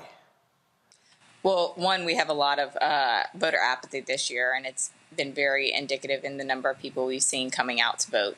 A big part of that is the lack of investment in our field operations and our GOTV efforts. We have to up that, but we also have to tell people that it is each of our responsibility to get people out to vote. All of us need to come together and work to get voters out across the state. I wish I could say it was a simple problem and a simple solution, but money does help. There has been a shortage of funding for our candidates this cycle. I'm very proud that we fielded a statewide slate of candidates, but we also have to all come together to work hard to get our candidates out. And that has been a real struggle this year. In particular, I'll say when we had John Bel Edwards on the ticket, we had about $9.8 million come through the party for GOTV efforts. And we've had less than $1 million this cycle contributed by those statewide candidates, which is, I think, a big part of us not having the turnout that we need to see. Although turnout across the board has been very low and troublesome. But you're the party chair. Did you not see this was coming? If you're tracking fundraising from the end of the 2022 midterm elections up to present day, was the signal being blared? I mean, you've got a Democrat who's in the White House. You've got Democrats who control the United States Senate. You've got Cedric Richmond, who is a critical advisor to the president. You've got Congressman Troy Carter, who's on your executive committee. So what happened here? Everyone knew John Bel Edwards couldn't run again. And also, what did he do? A lot of energy was spent by Democrats to target a fellow Democrat in the New Orleans area. So what were your Democrats doing, and who was saying, hey, we're going to need money if we're going to try to win and keep Republicans from completely controlling the state? Well, that's a multi-part question there. Obviously, we have wonderful leadership within our party. I think we're very fortunate to have our senior advisor to the DNC and Cedric Richmond, Congressman Carter, representing us on the federal level. I'm very proud of the work they do and their contributions to our party. I think that it was a complicated election year. I think that we had Sean Wilson at the top of the ticket, who is clearly a very, very qualified candidate for governor. But the funding from within state was just simply not going to be there in the primary. Even John Bel Edwards struggled in state in his primary elections. The money needed to come nationally, and that was a real struggle. Look, Sean Wilson got in with less than a year on the clock. And that is a struggle to begin with, right? We had someone that had been preparing for many, many years to run for governor in Jeff Landry. So we were behind the clock, and we worked tirelessly to get someone to run for governor. It was not an easy lift. It was not an easy lift to get people to run statewide in the conditions that we have in Louisiana right now. But I'm grateful that the people that stepped up to run did run, and they're working hard across the state. We do need people to contribute to our statewide candidates. I'm confused. If everyone knew that John Bel Edwards couldn't run again, so you had 4 years to find somebody, why was it so hard to find somebody to run for the #1 office in the state? I mean, I think there's a lot of reasons for that, right? One, it's a difficult job. Also, the fact that we also tend to go back and forth. We go Republican, Democrat. And people did not want to run in the race that we had with Jeff Landry running for many years with a whole lot of money. He was very well equipped for this and very well prepared for this. We were behind on that before we ever got started, and we knew it. But we did have Sean Wilson step up, and like I said, I'm very, very grateful he did. He was a tremendously qualified candidate, definitely had the best resume of the bunch, and would have been a great administrator for the state. But that doesn't mean that all the money comes right away, and it doesn't mean that the national money comes. Some of the things that national donors are looking for is head-to-head polls with us winning, which is very hard to do when you get in as late as he did. When you look at how poorly, not just when it came to one race, but multiple races, normally when that happens, heads have to roll. People have been calling for you to step down. After tomorrow's runoff, are you going to quit? Are you going to resign and bring in new leadership? Because I hear everything that you're saying, but it still boggles my mind to have the number of African Americans in your state, the second largest concentration of black voters in the country, having no apparatus to turn those folks out. The reality is, if you don't get significant black turnout, no Democrat is going to win. And then for Republicans to take control of the entire state apparatus under your watch, why would folks have faith that you could lead them in 2024? Well, that's a multi-part question too there. But I will say, one, I'm not going anywhere and I'm not quitting. And I think anyone who knows me knows that I'm not quitting. More importantly, we have a great apparatus here at the party, but it's not a free apparatus. We have great mechanisms in place to turn out Democratic voters. Again, it's not free. We got 3 million people voting in the state of Louisiana, or we should. They don't all vote. But we are not going to be able to reach each of those voters with the message that we have without money. And we need to have all of our people working to get voters out. Right, but so how do you get it? So how do you get it? You mean you're the state chair? That's your job. Look, I mean your job is to figure out how to go get the money. Okay. Well, how do you do it? Our job is to make sure that we have a solid apparatus for our candidates to plug into and to utilize. And we do have that. And I'm very proud of that. One of the things that we've done, we had, I think, 19 organizing meetings every Monday for everyone who wants to be part of this movement and to get people out to vote. We've had dozens of churches we've visited. We have over 22 partner organizations we're working with. We have volunteer apparatus. I'm confused because you said we have a great apparatus, but in order for us to use the apparatus, we need money.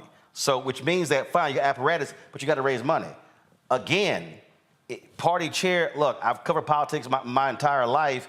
At the end of the day, if you ain't got money, all you got is a whole bunch of hot air. So the question is, if you're saying it was just so hard to raise money, why should Democrats in Louisiana have faith in you as a party chair if looking at the election results this year? I don't care if you're in a county or a state, these were horrible results. Absolutely. So, one, we had the best fundraising year in a non-election year in party history last year under my leadership and under me doing the fundraising, and basically just me. We did not have a professional fundraiser. We did not have a finance director. That it was me calling people, me hosting events, and me going to large donors and getting those contributions. The issue here now is when you have a coordinated campaign, which is what funds the GOTV effort, that is a contribution from our statewide candidates and other candidates across the state. And again, John Beau Edwards contributed nearly $10 million to that effort when he ran for governor. That amount of funding was not there for those candidates this cycle. The coordinated campaign is a tool used by candidates, and those candidates that are running right now have not gotten the investment they need to utilize that mechanism. How much did John Beau Edwards raise this year? I'm just curious. How much did he raise? I don't know how much John Beau has raised this year. I know how much he raised for his governor's race. No, I got you. But I'm saying that. But okay, again, this is sort of, if you're Governor John Beau Edwards and Democrats put you in office and he only won by 30,000 votes last time, did he help your party out this year? So John Beau Edwards has helped our party. He has been someone who's been very supportive. Now, how much did he raise? I mean, did he raise? I'm just being straight. Listen, did he raise money for the Louisiana Democratic Party in this year's election cycle? And if so, how much? He did not directly raise money. Okay, so isn't that a problem that the sitting governor who's going out, who's a Democrat, didn't raise money? So it leaves the impression that, hell, what the hell? I'm out. I don't care about the party. I mean, you use the power of the incumbency to do that. So sounds to me like you had absolute two hands tied behind your back when the sitting governor, who is a member of your party, wasn't out there raising money for the rest of the party. Well, I also know that I'm not here to speak for the governor or for any of his actions, but I will say he supported our candidates directly, and I want everyone to support our candidates directly. Well, I'm sorry, when you say support directly, does that mean money or does that mean endorsements? That means endorsements, but also fundraisers. So I know he hosted a series of fundraisers for Sean Wilson, immediately endorsed him, and as well for our Attorney General's candidate and for our Treasurer's candidate.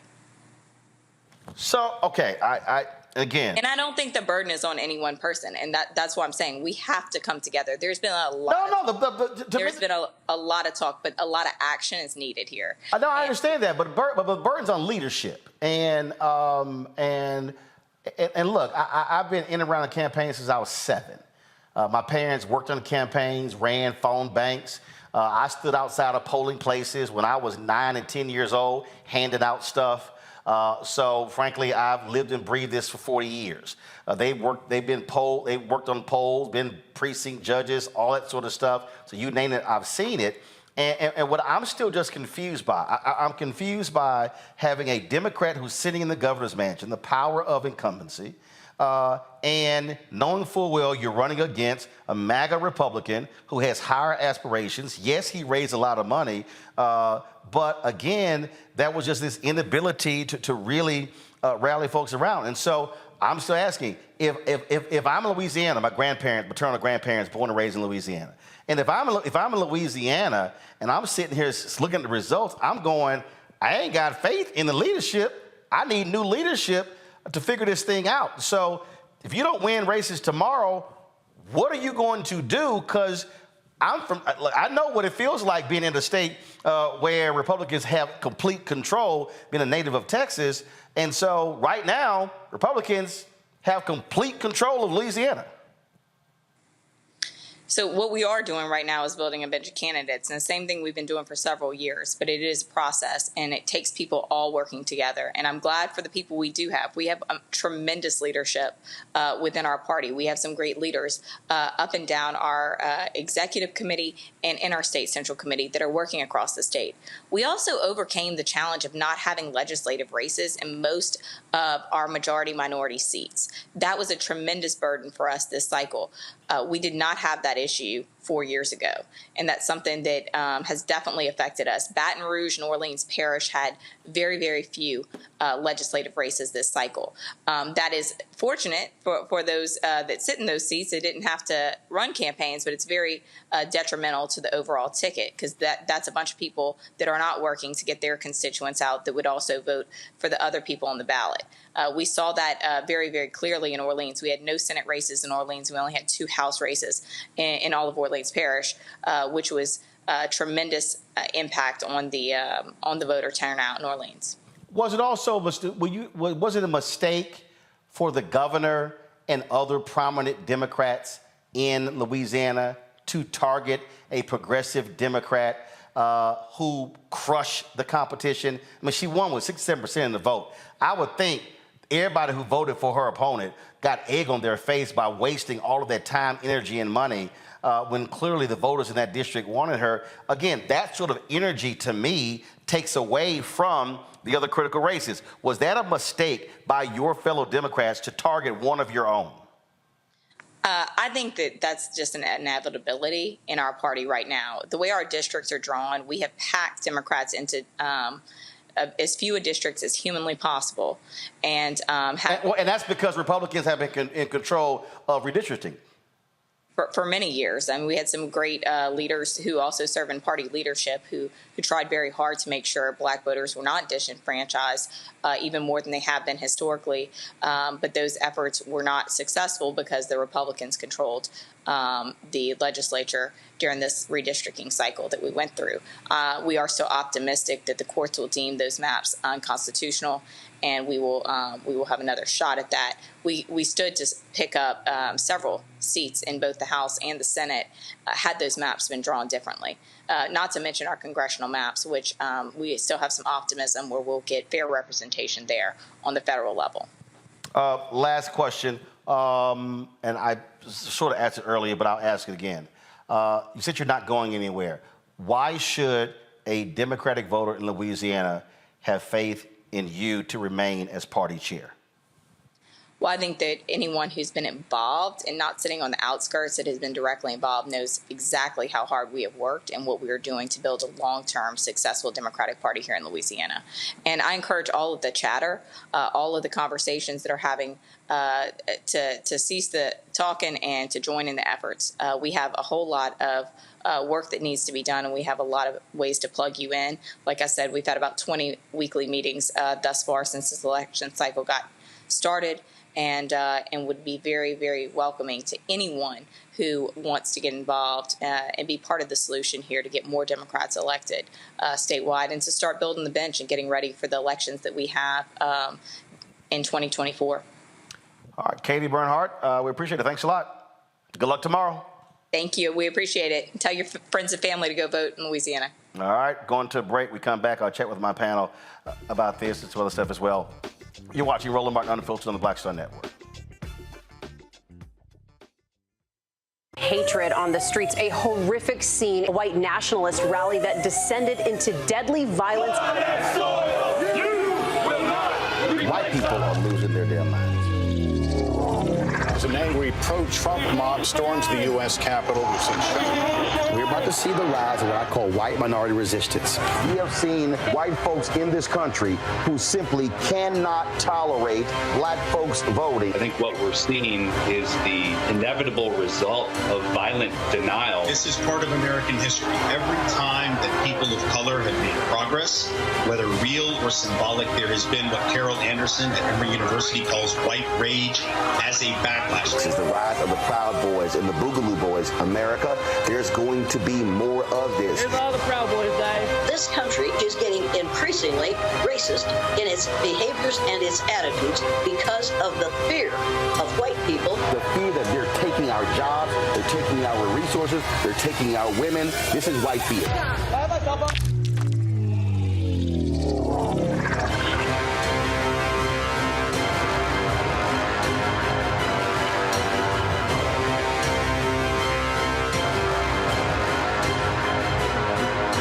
On the next Get Wealthy with me, Deborah Owens, America's Wealth Coach, inflation is on the rise.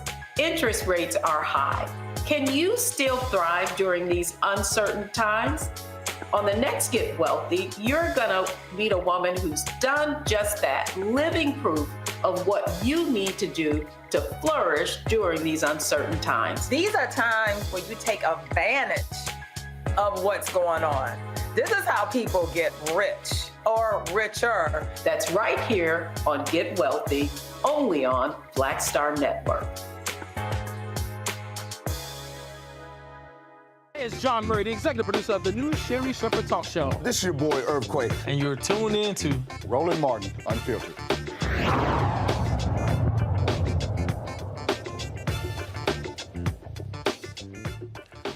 All right, I'll start with you, Michael. In Florida, after they had loss after loss, they just got sick and tired of leadership and threw them out. Nikki Fried is now the state party chair.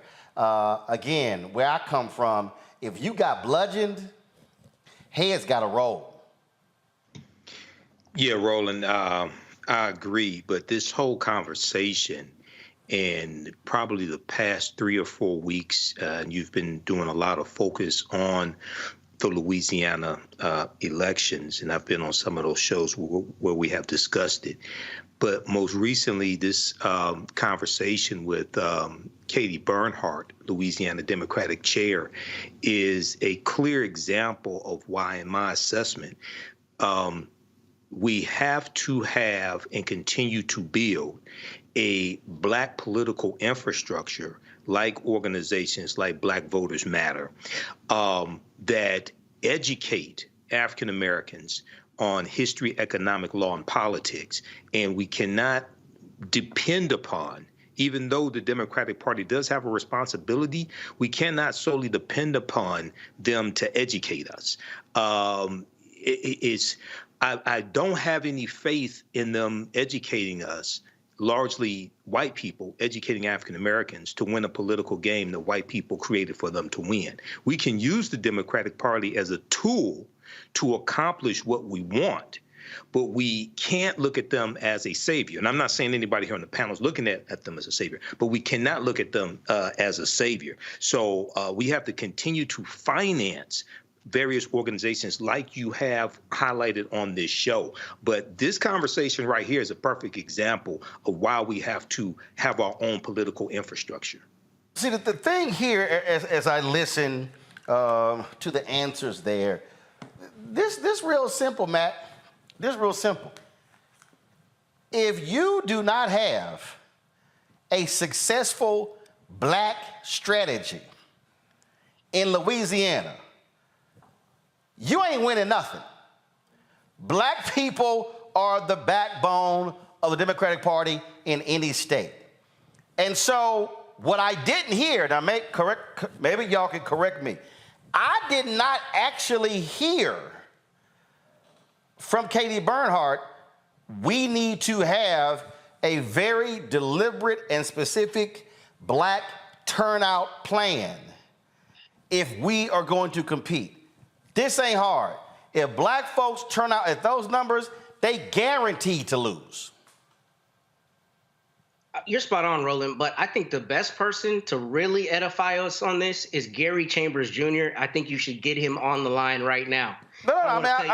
We've had Gary on. We had him on this week. But I think he's the perfect person to talk about not only his experience there, but exactly what's happening on the ground in Louisiana. And I don't think you're wrong. I think first, heads will roll, and they should roll, because the leadership is the entity who's always accountable when things don't go right.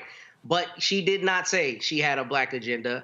And even more so than that, we know there have been accusations as recently as last year that the people wanted a candidate, and she worked actively against that. So, she sounded to me like a politician saying a lot of things that really didn't matter, didn't mean anything, and wasn't answering a lot of your questions.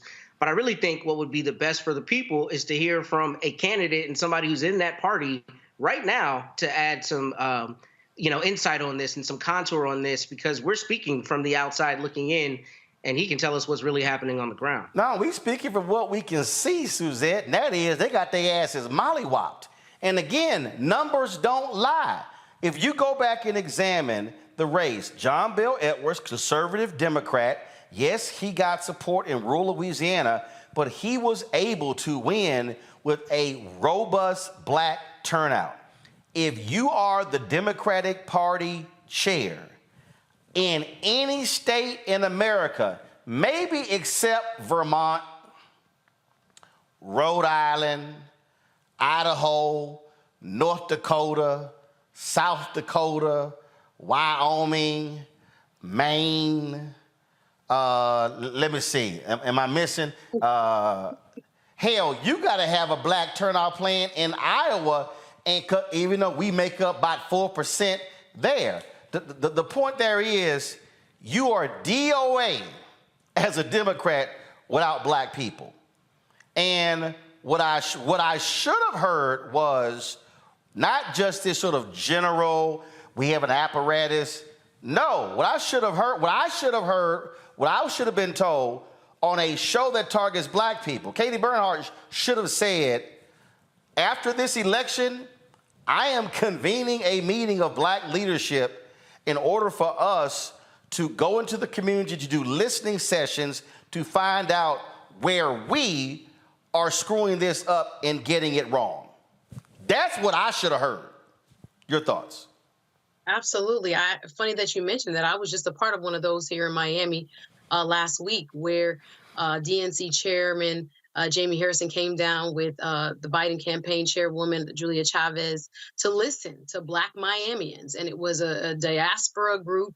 About 50 of us sat there and they listened. And we talked about what is going on the ground and what it's going to take to be successful in 2024. And if you don't switch it up, you're not going to get black people to turn out. They won't vote for Republicans in Florida, but they will sit at home. So what I listened to just now, and again, I know the chair here in Florida, so I know it's a very difficult task to run the Democratic Party, especially on what she has described as a lack of fundraising.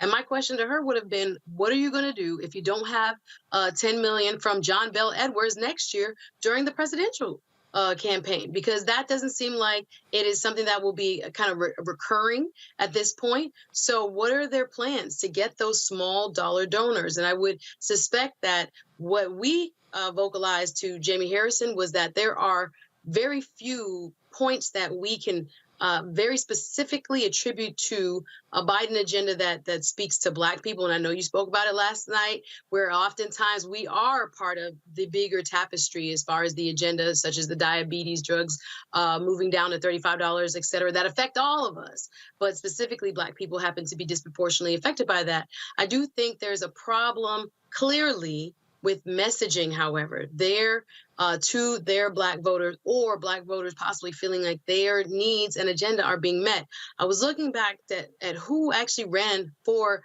the Louisiana Democratic Party chair before this, and it was a colleague of mine, Edward Ted James, who in 2020 was running for their Democratic Party chair, and it was endorsed by John Bel Edwards, but backed out. I think there's this machine, if you will, that people, I'm an outsider, so I don't know, people have written about, people allude to, that's in Louisiana, that just doesn't seem to have the ear of the folks on the ground, but it's shooting them in the foot. And if they don't get their act together for 2024, we're going to risk losing a lot more. But hopefully people do not become discouraged. Hopefully some of those down ballot races will help Black turnout come 2024. But I didn't really hear a plan for what happens in her fundraising plan if you do not get $10 million from the former governor. And again, it doesn't seem like she will. So I think, the incubators of Black leadership, as Michael M. Hopetep just pointed out, are either not being tapped into, not being cultivated, not being listened to. There's something going on there that we really need, again, maybe a local expert to talk a little bit about. We've talked about it on The Culture with Faraj Muhammad as well. But there's a disconnect that needs to be addressed in a very seriously dire way for us to get things right in Louisiana. Here's the whole deal. This is real simple. I've covered politics long enough that, first of all, we've had Gary Chambers on, and I don't have to talk to somebody local again. I could remove Louisiana and plug in any state: Georgia, Tennessee, Arkansas, Texas, Mississippi, Florida, Alabama, North Carolina, South Carolina, Virginia, and my answer is going to be the same. If you are not turning out Black people, you do not need to be in power. That means you do not have a strategy, you do not have a message, you do not have the relationships with the Black community. That right there is a telltale sign. So they better fix their problem in Louisiana, or they can get used to being in the minority, having zero power for a very, very long time. Hold tight 1 second, y'all. We come back. I got to talk about this Black mama who about tired of y'all out here trying to make all these brothers, sisters take y'all to these expensive restaurants. Homegirl just went there. I got to play this video, y'all. You're watching Roland Martin Unfiltered on the Black Star Network.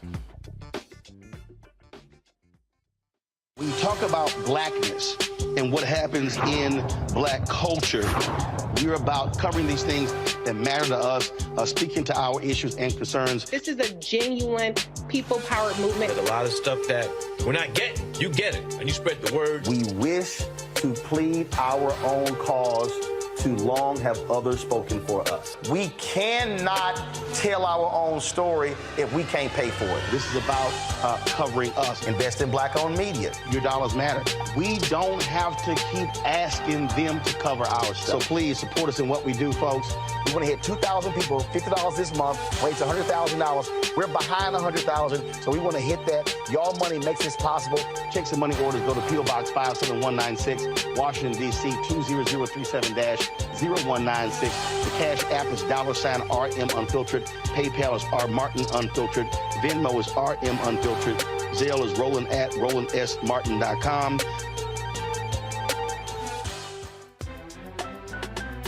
I'm Faraj Muhammad, live from LA.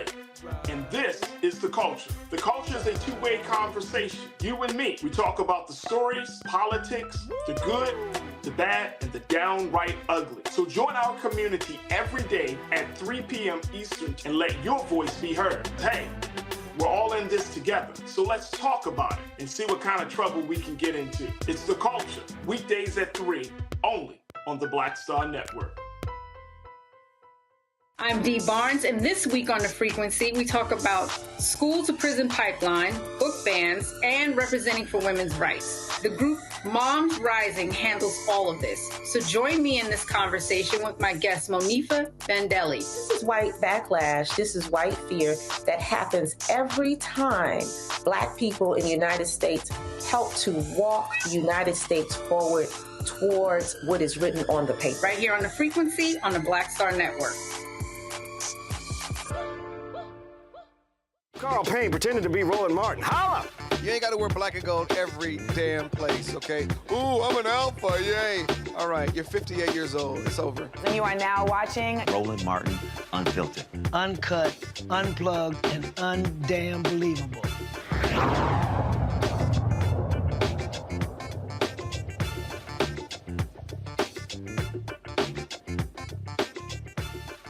All right, y'all. So, been a whole lot of online chatter about, you know, best places to go on a first date, and because that was this viral video when this sister got an attitude because a dude took her to the Cheesecake Factory.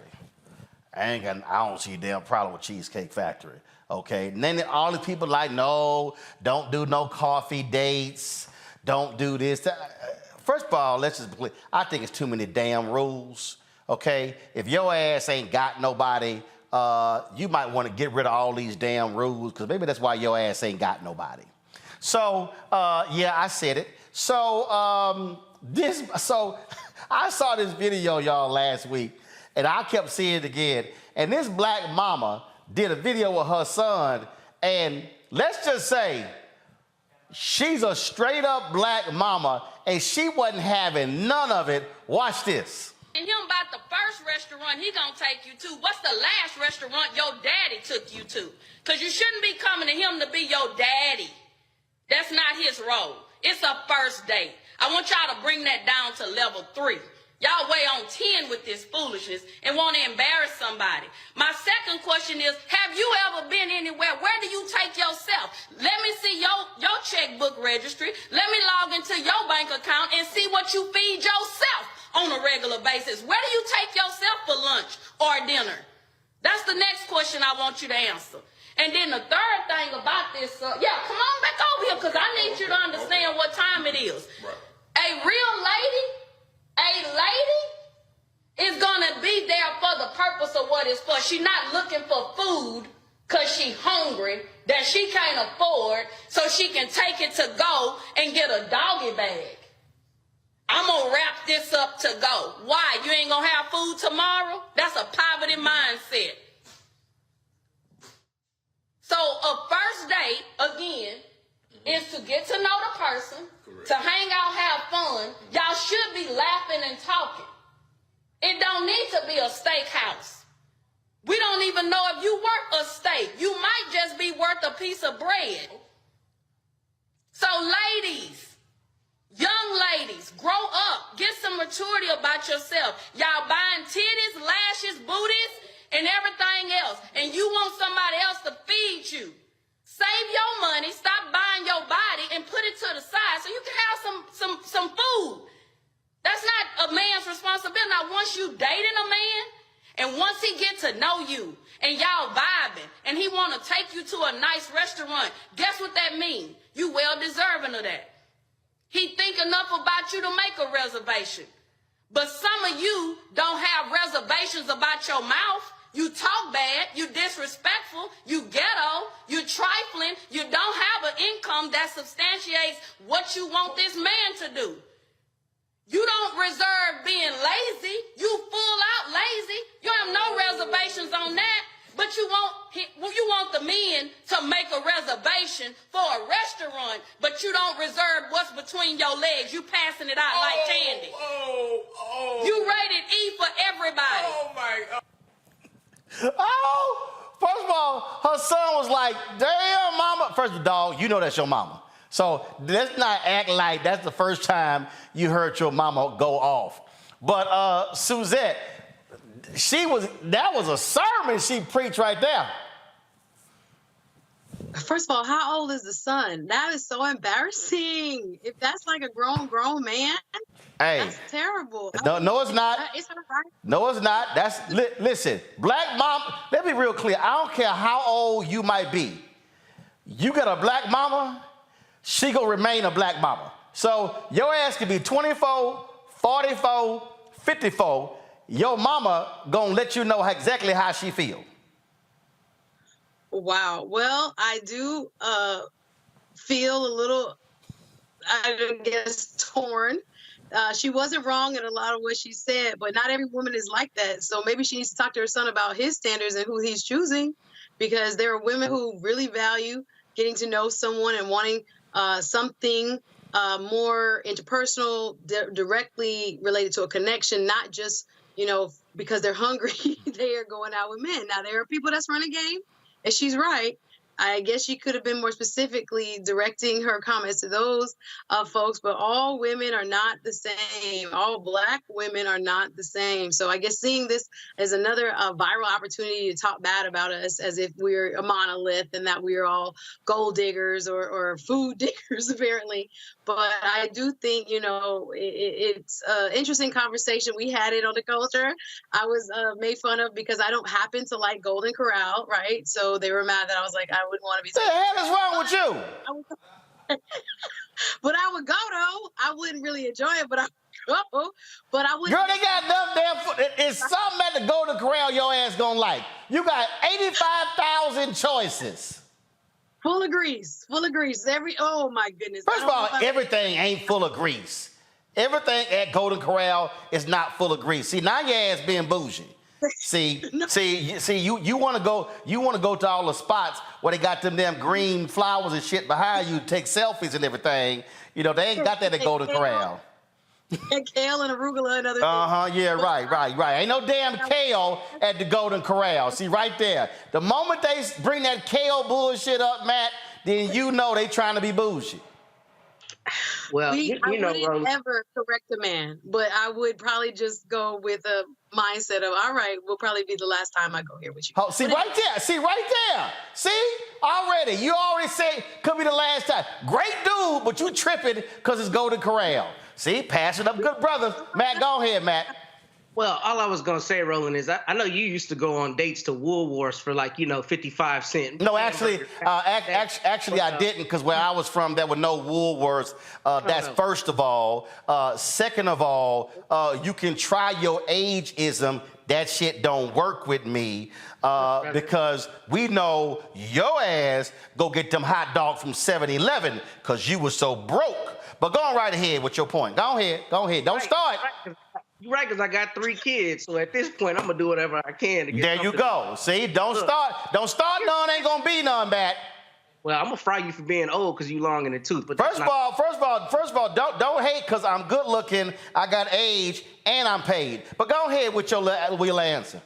Oh, happy belated, by the way, with your old ass. I don't want to hear that. Go ahead with your young bald ass. But go ahead. Here's my thought. Look, I think this is really indicative of a lot of what we're seeing on social media in terms of selfishness. So the real issue here is all these people putting out standards that they allegedly have to have. But the reality of it is, if you're there to enjoy somebody's company, first off, the Cheesecake Factory is a good enough restaurant. Who cares that much, number one?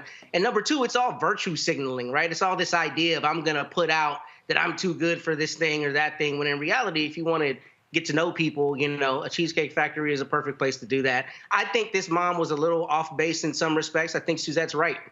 I think, if she feels she needs to make this video, we cannot paint either group as monoliths, meaning, women or men or anybody who's talking about their, quote, standards for dating. But I think the larger principle is that we are having conversations these days where we're virtue signaling this selfishness that, to me, is not indicative of who we are as a people or what is constructive for people. And the reality is, if you want to enjoy somebody's company, go out and enjoy their company, and don't front like you won't go sit down and order something at the Cheesecake Factory. See, the thing here, Michael, and first of all, whenever you see these videos, people understand, clearly the person is not saying everybody. So I never make that assumption. But I do think, though, that it's important to have these conversations because it comes back to a mindset. There are folk who sit here and trip like they ain't going to the Golden Corral, as opposed to, because last I checked, and again, whether you're a man or a woman, I want to get to know who this person is. Right. That's the whole deal.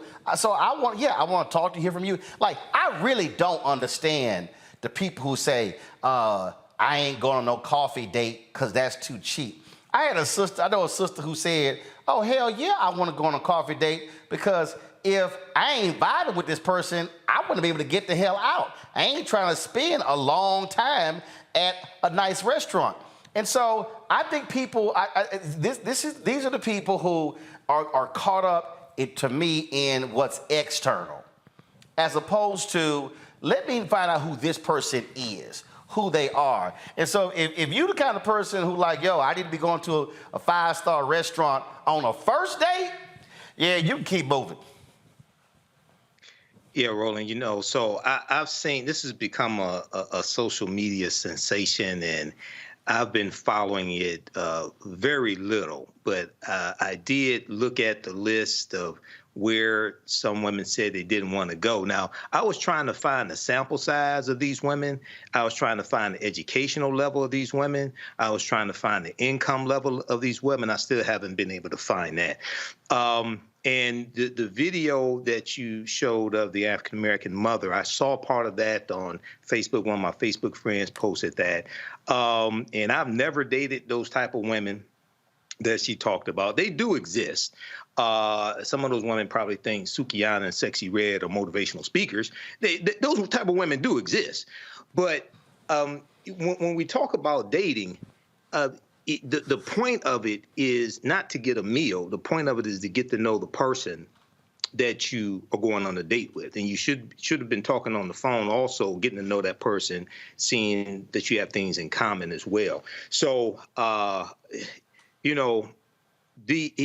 I've said this a number of times before, and at the root of at the foundation of our communities, the foundation of having strong African-American communities, are the relationships between African-American men and women, okay? I'm going to say that again, that relationships between African-American men and women. If those relationships are in disarray, that's the faulty foundation that everything else is built upon. So hopefully this will blow over.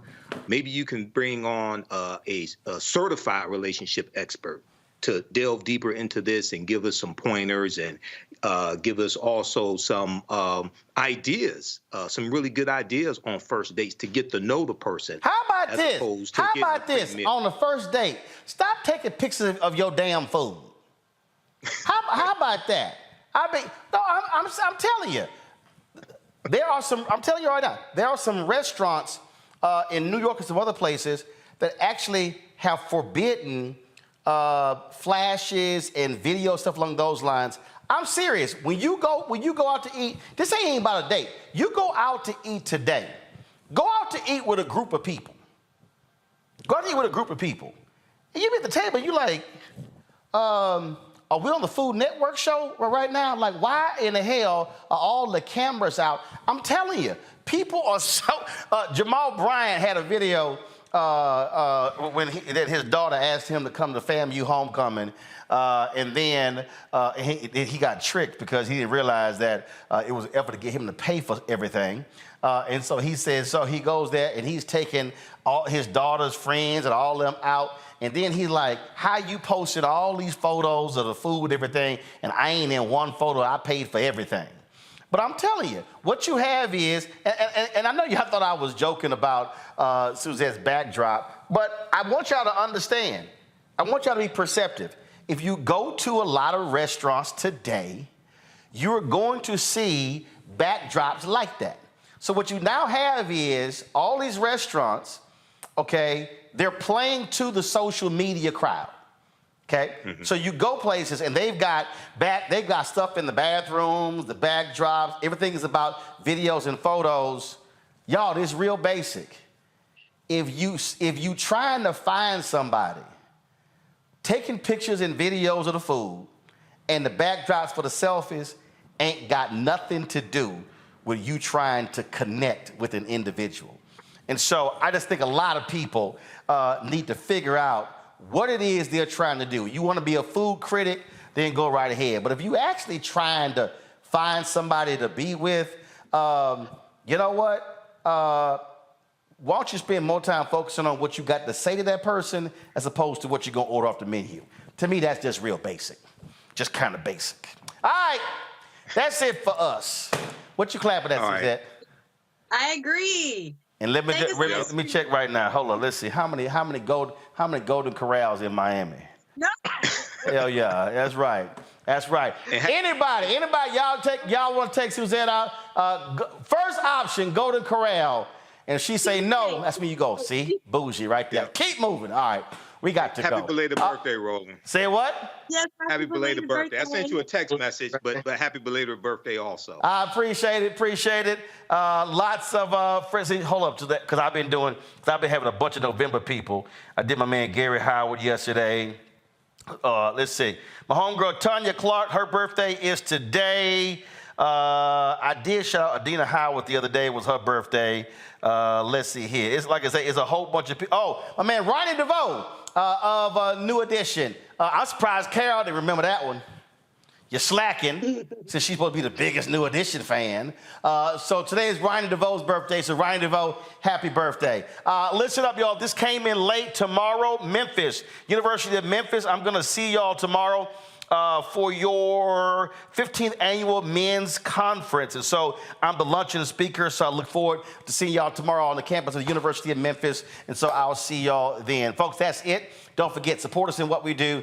Join our Bring the Funk fan club. Your support is critical to our work here. You can see your check and money order to P.O. Box 57196, Washington, D.C., 20037-0196. Cash App, $RM Unfiltered. PayPal, R Martin Unfiltered. Venmo is RM Unfiltered. Zelle, Roland at RolandSMartin.com. Roland at RolandMartinUnfiltered.com. And by the way, YouTube people, y'all been slow today. Hit the damn like button. We haven't even hit 1,000 likes yet, and so y'all need to hurry up. I'm sitting at 8:47. That makes no sense. Y'all been over here sitting here commenting all doggone day. So hurry up, hit that like button so we can hit 1,000 before I get out of here. Again. So it's at 8:51, so we need 149, so get going. Download the Black Star Network app, Apple phone, Apple TV, Android TV, Roku, Amazon Fire TV, Xbox One, Samsung Smart TV. Also, don't forget, you can watch us on 4 fast platforms, our 24-hour streaming channel. You can watch us on Amazon News. Go to Amazon Fire, go to Amazon News. Tell Alexa play news from the Black Star Network. Also, Plex TV, check us out there. You can check us out on Amazon Freevee. Also, Amazon Prime Video. You go to their live TV grid. We're right there along with the other news channels as well. Lastly, please get a book, White Fear, How the Browning of America is Making White Folks Lose Their Minds. Available at bookstores nationwide. Folks, that's it. I'll see you guys on Monday. Have a fantastic weekend. Until then. Ho!